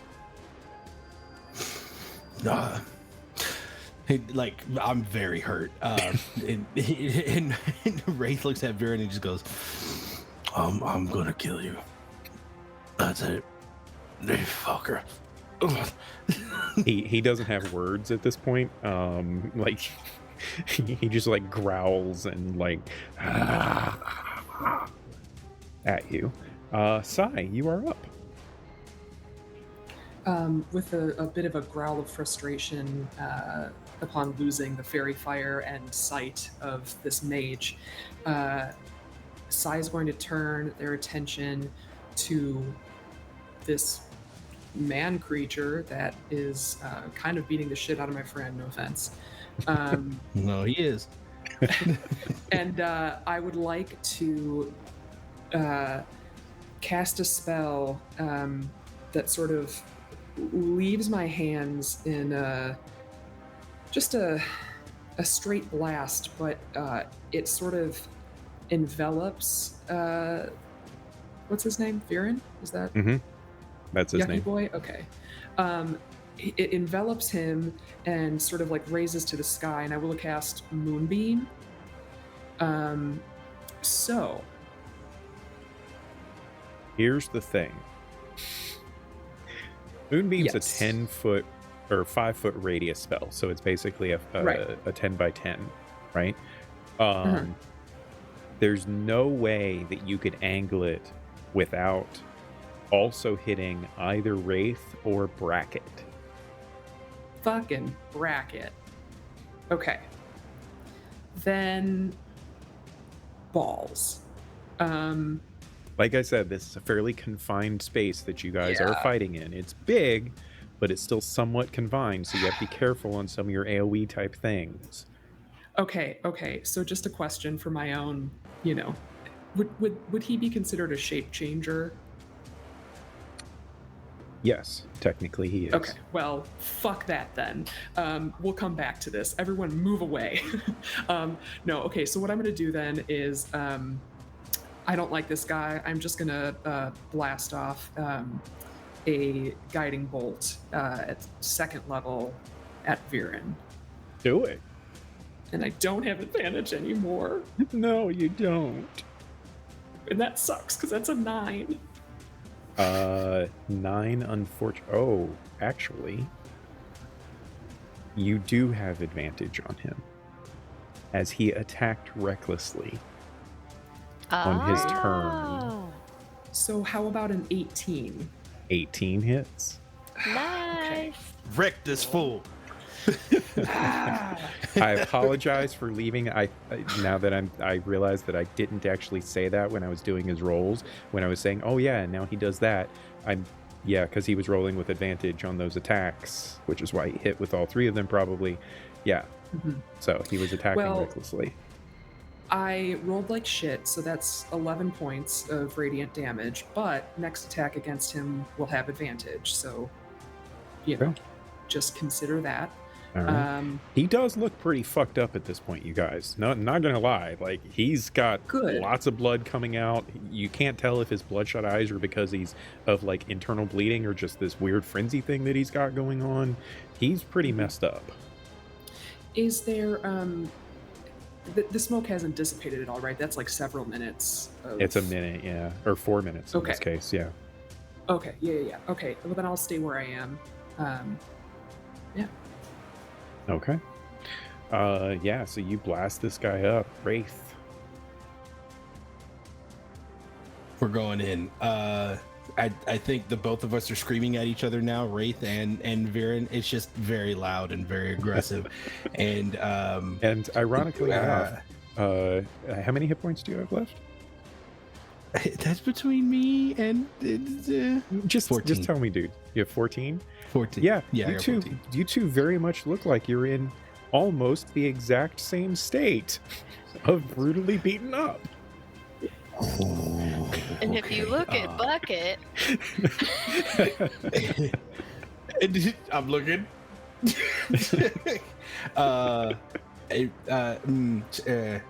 Actually, you know what? No, I'm gonna. You save your thing, Bucket. I'm gonna do second wind for my bonus action to get some stuff back. Oh wait, Annika, were you implying that Bucket is also at 14 hit points? Oh, that's exactly what I was implying. Nice. There's just this quadra of individuals all in this cluster of just having the ever-living fuck beat out of them. just size vibing in the corner.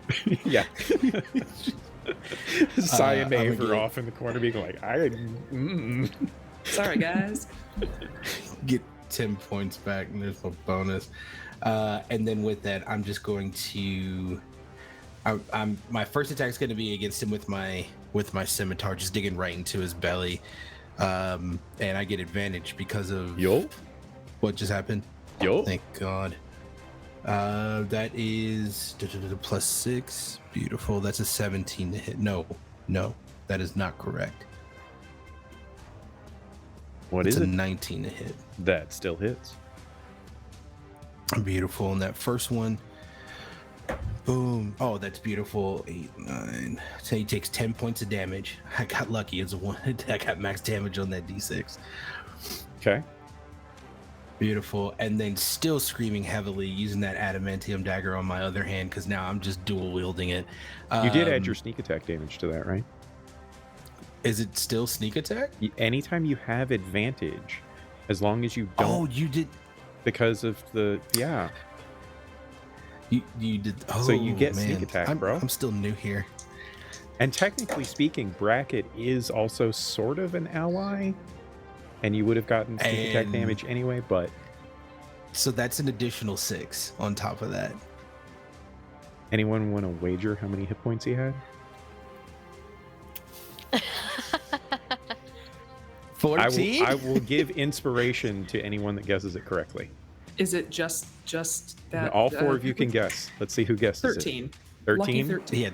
He had 16 exactly. Maeve? I think he had 15 was what I was gonna guess. 14. He had 15 hit points. Nice. Get it, Dip. So it's like, I guess with just like all of the fury that this variant's given to me, and I'm giving it back to him, and I'm barely standing up, just taking the scimitar and the dagger and just going, just unloading in this guy's stomach. And it's extreme overkill because he pissed me off and I'm hurting really bad, and he's still on the ground, and I'm like, So here's the thing.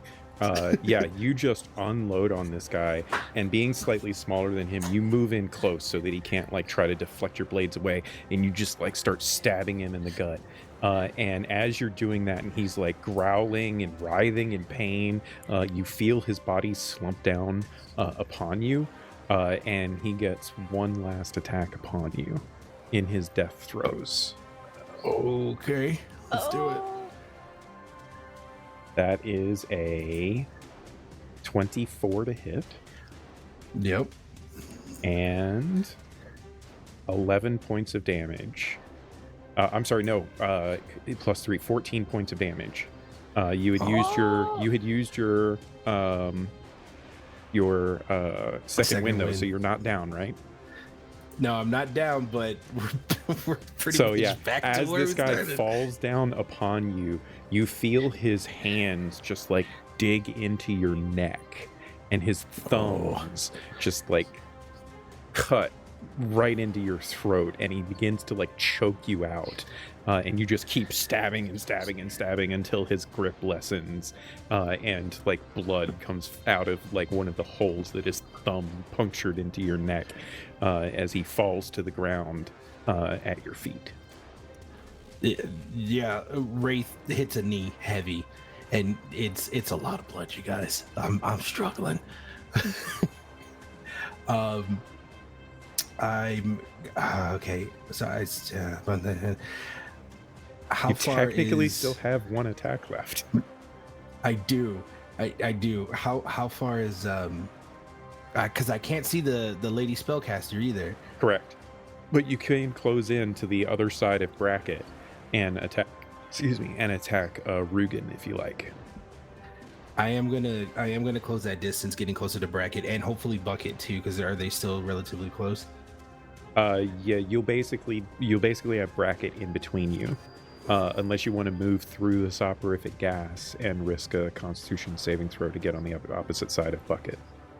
No, I'm gonna stay right there. So yeah, you like bleeding, kind of growl, stumble your way over, and just like take a deep breath in, closing onto Rugen, and this like he just like does an eye roll as you move over and start to bring your adamantine dagger down on him. Yeah. Okay. Yeah, we'll just do it. You It's don't not have gonna be good. advantage on this. Understood. Yeah. That's a 17. That 11 hits. plus 6. Oh, great. And 5 points of damage. All right. As you bring your dagger down, he deflects like most of the attack away with his shadowy, weird-looking scimitar-like blade in his hand, but you still catch the side of your dagger across the back of his hand, and some blood comes out. All right. Let me just clear that guy off of my stats, and he takes Guys, damage. stay alive long enough for me to help you. Please. You are up, Bucket. Do what I can. Yeah, so Bucket would like to also catch a second wind to start. Probably a good idea. Could have rolled better, so only gonna gain 8, but that's better than nothing, right? And then, It is indeed better than a slap in the face. it is so much better than so many things. And I guess we're gonna take a swipe at Rugen again. But yeah, no, I did that as my so swiping at Rugen. All right, do it. 16 to hit. 16 misses. All right. So then I'll just spit towards Rugen. Bit of oil comes shooting out of Bucket's mouth, lands on Rugen's jacket, and he just looks down at it and looks up at you. He's like, now I've got to fucking have that cleaned. You've never been clean in your whole life. I flip Rugen off. Bit of a We're all wry giving it to smile him. comes across Rugen's face. That brings us to Bracket's turn. So Bracket is looking pretty effed up himself, is wielding his blade in his offhand, and he looks over at Bucket, and part of, like, more of his mouth has disintegrated, and he gets out like a couple of words, and you hear him say, flee, and he attempts to stab at Rugen, and that's going to be, hey, that's a 19 to hit. Yeah, Bracket. Second attack, that's 2 19s. Yeah, so Bracket slashes him twice. You see that he goes for like the leg, trying to, like, you know, hinder the movement of Rugen to hopefully, you know, if you were to flee, you know, slow Rugen down in trying to pursue you, sort of thing, and does a little bit of damage from it. And now it is Rugen's turn. So Rugen seems very pissed off at this point by all of this. He is going to hold up his blade, and he just kind of starts whispering a language. Well, does anyone understand Abyssal? Gonna take that as a no. He starts. Wait. Counterspell? It's not a spell. It's an ability. Oh, God. You have counterspell? I'm not She here keeps. to answer questions. Bucket has kept using their reaction though. This is like the only because Bucket just went. Do they have their reaction right now? So, yeah. So he just like whispers this foul, guttural language. Beth, I need for Sai to roll a wisdom saving throw as he hears this language. Fine. That is a natural 19 for a 26. Okay. You do not suffer any ill effects from this, but there is a flashback moment for Sai as he doesn't recognize the words that are being said, but he recognizes the languages, or the language itself, from his time spent in the clutches of a particular demonic individual. And it causes him a PTSD-like flashback moment as this, and as he does this, there's this burst of shadow energy that erupts off of his blade, and the body of Viren stands up and turns around and gets to attack again. We gotta go. Bracket was right. This is baloney. All right. That was his fly, you fools moment. Yeah. Fly, you fools. He turns around and he gets an attack on each of you. So we will start with his attack on Wraith. He no longer has any of his like crazy weird rage bonuses and stuff though. So that's only a 14 to hit Wraith, which I'm pretty sure misses. That misses. Yeah? Yeah, it misses. So then it's an attack on Bracket. That's a 19 to hit Bracket. So Bracket feels this like slam into his back that staggers him down to one knee. Bracket is not long for this world, folks. And now there is an attack on Mr. Matino. That is a dirty 20 Yep. to hit Mr. Matino. No longer has his blood maledict type magic, so it's 8 points of damage. Nice. Back to where we started. And let's see, does he have anything else? Yes, he actually does. He doesn't get to use his sweeping attack thing, but he does get to do an attack. He has to contemplate who it's going to be. Do it. Bracket is not long for this world. He's going to attack Bucket because he knows that Bracket is about to fall.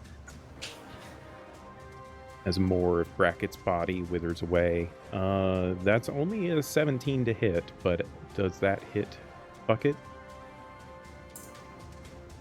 Does he have the shield spell? You're muted on. He does not, but I'm trying to decide if I want to parry or not. You can always try. Well, parry doesn't save me from the attack, it just reduces damage, but I think I will. Okay. So go ahead and roll your damage reduction. He does 12 points of damage on his attack. Except he does 6 points of damage So yeah, as my sword flashes in his way. your sword flashes up, catches part of this shadowy blade that he has conjured in his hand, and the tip of it still finds purchase in your shoulder as you can feel a chunk of your body getting just melted away by this shadowy malevolence in the blade. And that brings us to Maeve. Maeve is gonna try to cast Banishment on Rugen to give us a chance to get away. Okay. Get him out of here. It's a charisma Maybe you're my save. best friend. Yeah. Okay. Where have you been? You've had banishment? No, I'm just kidding. All right. So banishment requires something, a material component that is not, I don't think it's used, but it has to be something that Rugen finds distasteful. I think, and you can tell me if I'm Bucket's wrong. right there. Well, I was thinking Yeah. thimble. Yeah. Because thimble is like a miniature Thimble. version of Bucket. And this guy has obviously not reacted well to Bracket and Bucket. So I don't think he's going to react well to, hey, here's another one. Despite how There's cute 3. Thimble actually is. Wait, what does this do to Thimble, though? Nothing. It doesn't hurt Okay. Thimble Okay, at all. good. It doesn't hurt It's, Thimble. it's like, hey, guys. look at the keys. Look at Right, the keys. exactly. Exactly. I was gonna gesture some smack as my dog will too, apparently. Get him. All right. So you said it's a charisma saving throw? Mm-hmm. All right. That guy doesn't have any Riz. Get out of here. He does actually have some. Have To some say riz. Warlock probably would. Hoping he rolls low. Miko's got all the riz. That is Look at a that. Look at that sweater. natural 2. Oh, It was a 20. spicy. Oh, Click. And then it rolled. Yes! Suck it.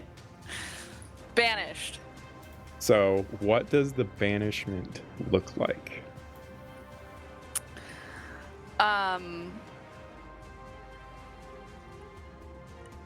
It's like when you're in the woods and a wind picks up and there are leaves that sort of swirl and spin. There's just sort of a twirl of leaves that appear around Rugen, and he's suddenly not in the room anymore. Okay. As this whirlwind of natural force manifests out of nothingness, the gas starts like enveloping in with it. And it just swarms around Rugen's body to the point that you can't see his form underneath. You see the occasional slashing of the dark blade through it, ineffectually trying to attack the natural force that is sending him away, and then just all of a sudden the wind stops and the leaves fall to the ground and slowly start dissipating into nothingness, and Rugen is not standing there any longer. Did Maeve send Rugen to the Barbie realm? Yes. Probably like the worst place that he could imagine. Yeah, he's Do you not get to he's do you not get to enough pick there. where it goes? I Sure. think it just Says says to a demiplane. To a harmless demiplane. I wouldn't exactly call Barbie Realm harmless. I mean, they're all tough, so that's Tiffany fair. thought it was a hell dimension, so Yeah. Technically, we're still in initiative here. Do you have anything else you wish to do, Maeve? I would just yell at the group. We have maybe a minute at most. We must go. We're leaving already. I was having so much fun. Run. Does Maeve by chance have healing word? Nope. No? Okay. Just checking. That brings us back to the top of the round. As you know, the top of the round is the spellcaster lady. Now, you have to concentrate on that spell, correct? Mm-hmm. Okay. Don't be a dick, spellcaster lady. Feels like she is, though. Yeah, she kind of is. So, let's see what she rolls here. Does a 14 hit Maeve's armor class? Nope. A Yeah. burst of fire appears out of the corner of the room, streaking across the room, and Maeve narrowly ducks out of its way as it slams into the wall behind her, bursting in singe and fire in the space behind her. That brings us to here's an interesting thing. What happens to shadowy version of Viren? I'm going to say that in this instance, because there's technically he's still there, but there is no command from Rugen to give him. You all just see Viren's arms like fall to his side, and his eyes are just like opaque. They have lost all color. They're just like white and slightly bloodshot, and there's this like necrotic blackness running through all of his veins as he just stands there, his arms limp at his side, just looking at nothing, and not attacking. And that brings us to Sai. Okay. Is the mage lady clear enough from having seen, that whole bit happen for me to reasonably shoot a spell at? I mean, you can shoot a spell into the spot that she was standing and see if it hits. I don't like that answer. So I can't tell you yes. I can't tell you no. There is a lot of possibility here. Fuck it. Yeah, I'm gonna do it. I'm gonna blast another guiding bolt to using all of my senses to just try to get Roll her. an attack roll at disadvantage. Fucking disadvantage. Okay. I can do that. That's fine. That means nothing to me.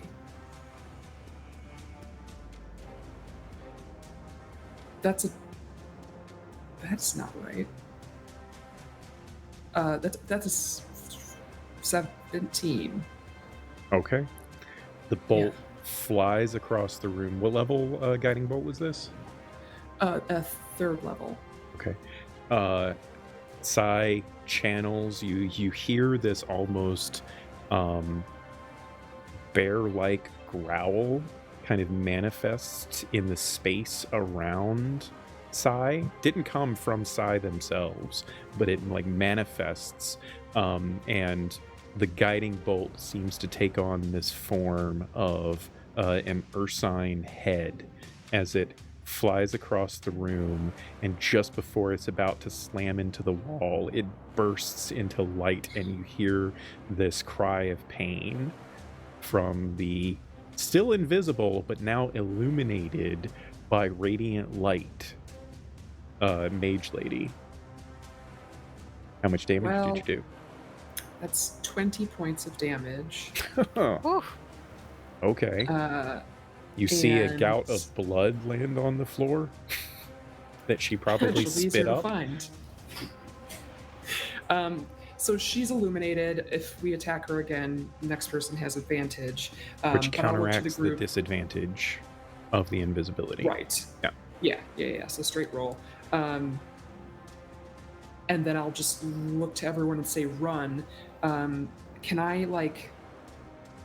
I've already used my action, but can I just sort of, like, attempt to shepherd my people, my injured friends out before me? I'd like to be, like, the last one, because they're all... Thank you. Well, hang on a second. We might have... Glass Jaws has reminded me in chat that she has to make a concentration check. It's only a DC 10, but technically she has to make a concentration check. And she got an 11. I mean, close. Hey, it was close. Yeah. Okay. Yeah. I want to sort of position myself where my friends can get out, and guys, I'm feeling fine. So run. Got it. Quite literally, I feel perfectly fine. Do you have healing word currently prepared? Of course I don't. Damn. I know. I'm trying, Ian. I'm trying to help you out, bro. I know. I'm trying to get some healing. I'm good. I'm good. Don't worry about me. Time, but I just I needed to hit her because, Rafe is legitimately standing there going, I got it. Let me out. Like shadow boxing and just almost punching himself. I feel like Medina is doing his version of the same thing. Swaying around with the rapier hand like, we are perfectly fine. We are warriors. We're fine. We're good. Don't worry about us. We can fight for days.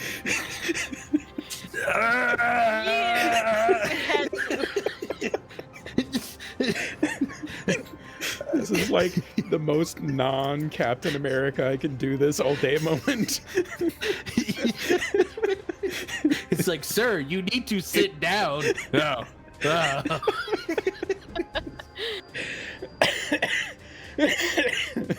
Nice.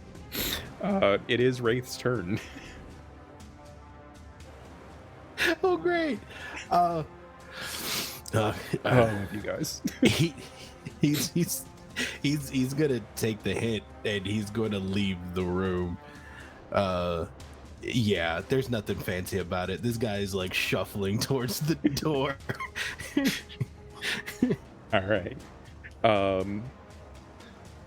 Technically he still has spider climb, and he knows that there's bad guys out the door. Oh, okay. Well, then he'll do this. He starts walking towards the door, realizes his mistake, and then just like, nah. And he just like turns towards the wall and starts climbing up the wall. But it's sad. It's like he's just dragging himself up the wall. There's blood. There's a trail. As he just slinks himself out the top window that he jumped through so excitingly the first go around with so much energy, busted through the door, drags himself and leads a bloody trail out the window, and just begins to walk in the direction of which we first started this hoopla. All right. I'll meet him there. They're fine. Fuck. They're fine. It is now Bucket's turn, Annika.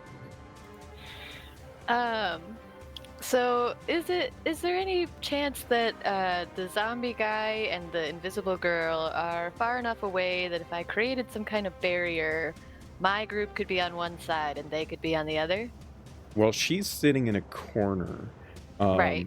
So you'd definitely be able to bury her easily enough, but not so much both of them. Because they're Okay. standing in more or less opposite sections of the room. And Brackett, who is basically on one knee about to collapse into nothingness, is standing right next to the zombie guy. Okay. So I would like to make a wall of water that is 1 foot thick and barricades the spell lady. Okay. Sure. It's 20 feet high, or no, yeah. 10 feet high, 1 foot thick. All right. Ringed wall. I guess I want the ringed wall. That seems better. So 20 feet high, 1 foot thick. Yeah. Does she, because she's sort of in the area of effect of it, does she have any anything related to like the creation of the wall, or is it just a prison for her at this point? It's more so a prison, but the wall space is considered difficult terrain. And ranged weapon attacks have disadvantage. Fire damage is halved. If it's a cold spell, it freezes there as it passes through. Mm-hmm. Um, But there's no like damaging effects for her or anything. no, this is kind of like I'm blocking in the person I'm most worried about so we can make our bail. Okay, great. So you summon forth this pillar of magically summoned water that is like just like infinite waterfall cascading down, has filled the entirety of the corner, blocking her in. You can no longer see even the magical light from the guiding bolt as she vanishes behind the wall of water. Anything else? I want to start to collect Brackett and make our escape. Okay. So as you kneel down next to Brackett basically, and so he only has 2 hit points left, and he's going to die at the end of his next turn. So he's going, or I'm going to do it, and he goes right after you. So I'm going to do a little narrative play here. As you go to collect him, his right arm just like falls out of his body, and he collapses to the ground as you're holding onto his arm.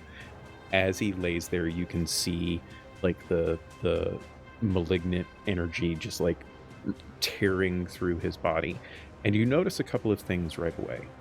The first thing you notice is that he does not have a core. The core is what makes a forged a forged. Yeah. He does not have that. Your understanding of your own physicality, your understanding of magic, your understanding of what forged are and how they are made, tells you that he is not a forged. He is a construct, which is why that potion would not have worked on him. And he has been given seemingly a facsimile of personality, of Bucket's personality. And as Bucket kneels down, the fallen body, arm dislodged from the body itself, kneels down to like grab onto some portion of Brackett that's not being eaten away by this malevolent magic. Brackett takes his hand. He has dropped his sword at this point. He takes his one good hand and reaches into like the inside pocket of his jacket, and he pulls out a very familiar looking amulet. An amulet that once Bucket knew there was 4 of, one for each of his companions, that he had when he broke into that museum. An amulet that they had all stolen from the Cogsworn Collective. And he takes the amulet and he places it into Bucket's hand. And in his dying moments, Bucket hears Brackett say, "He wants you to find him. He wants you to get strong enough to find him." And his arm collapses, the light fades out of his eyes as you now hold what you believe to be Pocket's amulet of non-detection in your hand. And I gently place down his corpse and kind of settle it as if it were to rest, and solemnly get up and just seriously turn towards the exit and make my way out of it with a heavy heart. Yeah. As you start walking away, the rest of you behind Bucket see the body of Bracket starting to smoke, and a burst of blue, pink, and purple light starts rippling from his corpse, and you can see the body just kind of incinerating into nothingness, but the fire lingers and seems to have caught the floor. And it's now Maeve's turn. As the room seems to be going to be engulfed in flame very soon, what would Maeve like to do? There are still people outside of this room that we need to worry about, correct? You know that there's bad guys not too far away, and the fact that they haven't come here yet implies that somehow this room can't generate too much noise from the chaos, and you might have an opportunity to flee if you can find another exit. I would like to wild shape into a giant eagle so that I can grab Bucket and fly up through the broken glass ceiling. So as Bucket starts to move past Maeve, Maeve just places a hand on Bucket's shoulder. What is the look that Maeve gives to Bucket in this moment, having witnessed that interaction between Bucket and the other version of Bucket? Maeve has seen a lot of death and sorrow in her life, and so it's just a knowing look of what Bucket is experiencing at this point. So you share that knowing look with Bucket. Bucket's just glowing, weird crystalline orb eyes look at you as you share that moment. And then you turn into a giant eagle and clutch into Bucket's shoulders and just start flying up out of the room. Bucket is having this moment and then is ah! Because Bucket is also at this later. Bucket's at 8 hit points or something, right? Yeah, he's not doing so hot. Yeah.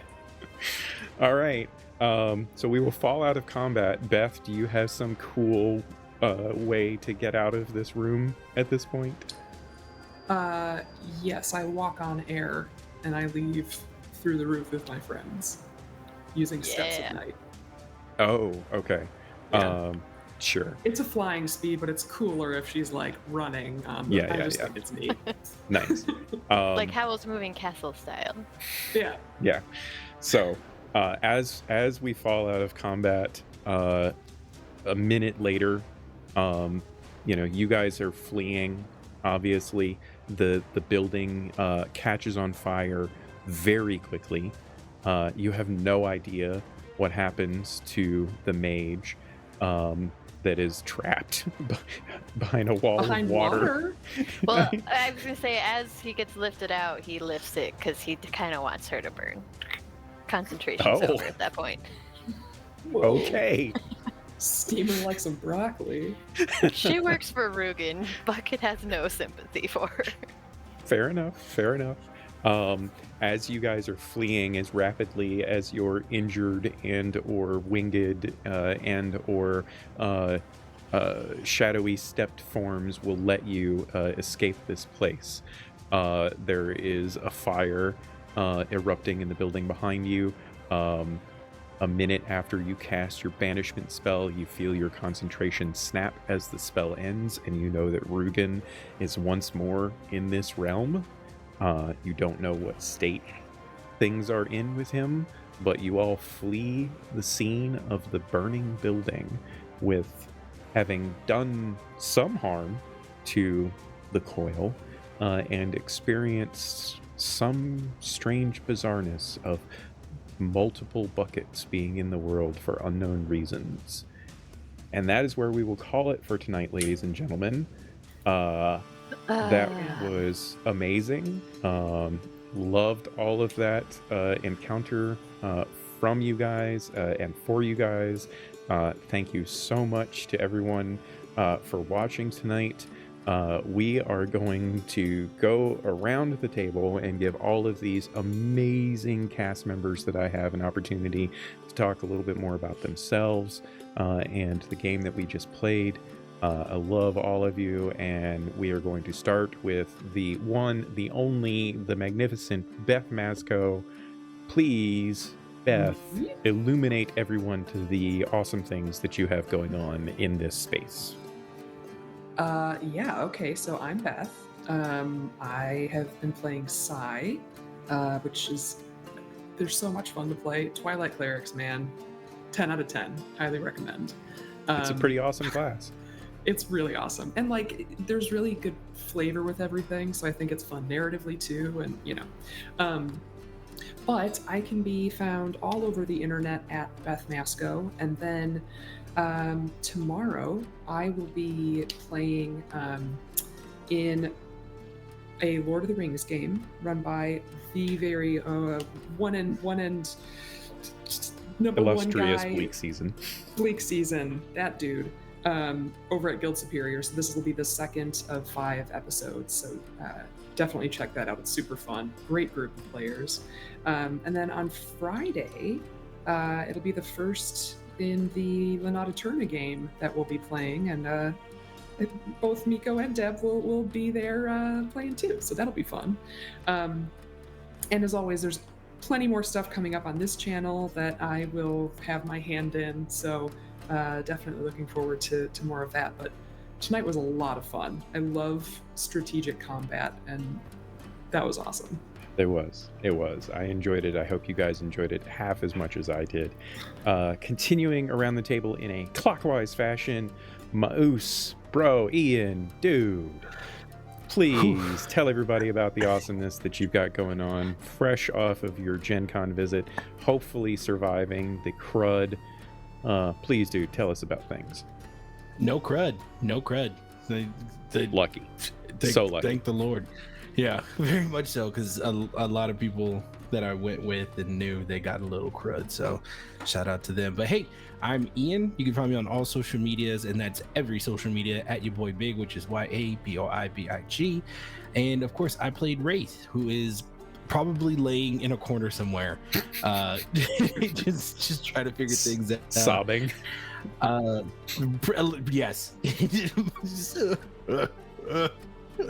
Just real bad. If you want to know what I'm doing next, you can always just follow me on my Twitter. That's where a lot of my things are, or my Instagram. But of course, this Sunday is going to be super heavy. Going to be over at Time Lord's Wife channel playing the Dragon Rider campaign. We got our dragons. Now it's going to get a little bit fun with that. Also, if you don't want to see my face but hear my voice, you can go to all podcasting platforms and you can listen to an actual play podcast. If you like Digimon, definitely want to do this. Emergent Code. So check that out, which is awesome. In addition to that, on Sunday, Magic RPG's show Icewind Dale is coming back for another season. I'll be there late at night playing Kamara. It's a lot of fun. Also, go to that their channel, Magic RPG channel, to see the live Gen Con game that I guest starred in with the Grim Domains group. It was a lot of fun. We stayed up super late doing it. Definitely enjoy that. And yeah, that is about it for right now. Are you sure? Yep. Is that enough? Do you want to pile another show into Sunday? Because I could probably. I'm just kidding. Right. And then, of course, I'm going to be here like on Wanderer's Haven, like completing this arc. And then, of course, just keep your eyes peeled because I'm going to be here for some other stuff too, which I'm more than happy to be here with you guys. Everyone here is so much fun to play with.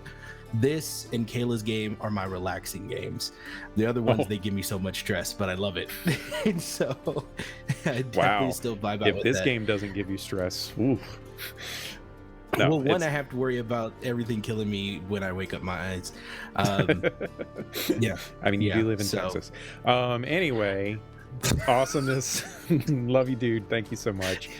Speaking of Texas, Deb, you are not a man from Texas, so who are That's you? correct. I am not. I'm Deb. I was playing a mangy pizza rat, also a druid, named Maeve. She's great.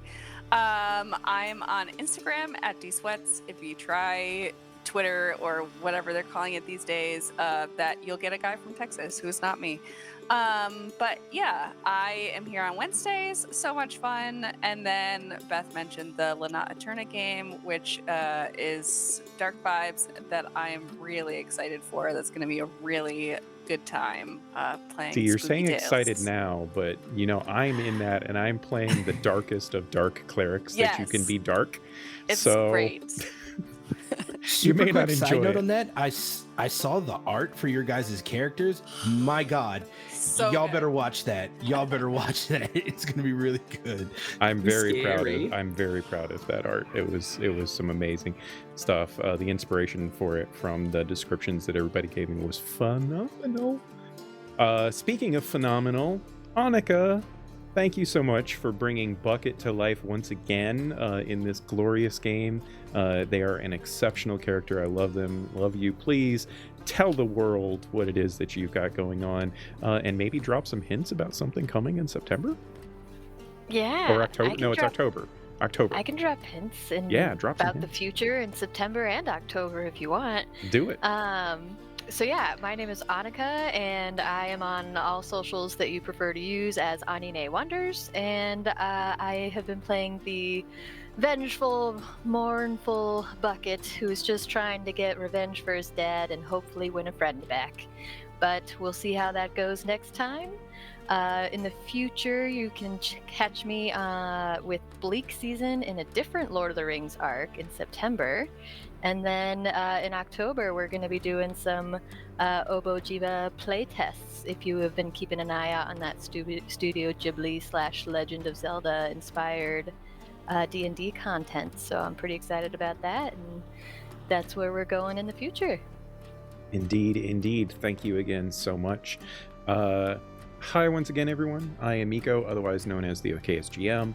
I have the joy and privilege of running this game for all of these fine folks, and I am one of the producers here at Wanderer's Haven. Got my hands in all kinds of things, including, other channels and such. You can pay attention to my socials, the_OKS_GM most places, to keep up with all of that craziness. And if you are at all interested in the world that we have been playing in, Ysterra, that is my own homebrew world. I have some amazing contributors to that world, like the aforementioned lovely Beth Masco. And you can check out all things that are Ysterra over at ysterra.theoksgm.com. It's growing as each day passes. I put more and more stuff up there, and you can check out a lot of my own homebrew type content over on D&D Beyond. It's pretty much all, most everything that I do is given away freely and publicly for everyone to love and use. You can check out my links in the chat for that sort of thing, or in the doobly-doo if you're watching this on VOD. And stick around for just a second here, guys, because we are going to raid over to Dork Tales after we cut out. They're an awesome group. They have cosplay stuff. They have some amazing D&D tales of their own to tell. Give them a shout out when you get over there. And I hope to see all of you again next week as we continue this tale of Chaos Rising. Bye, everyone. Bye.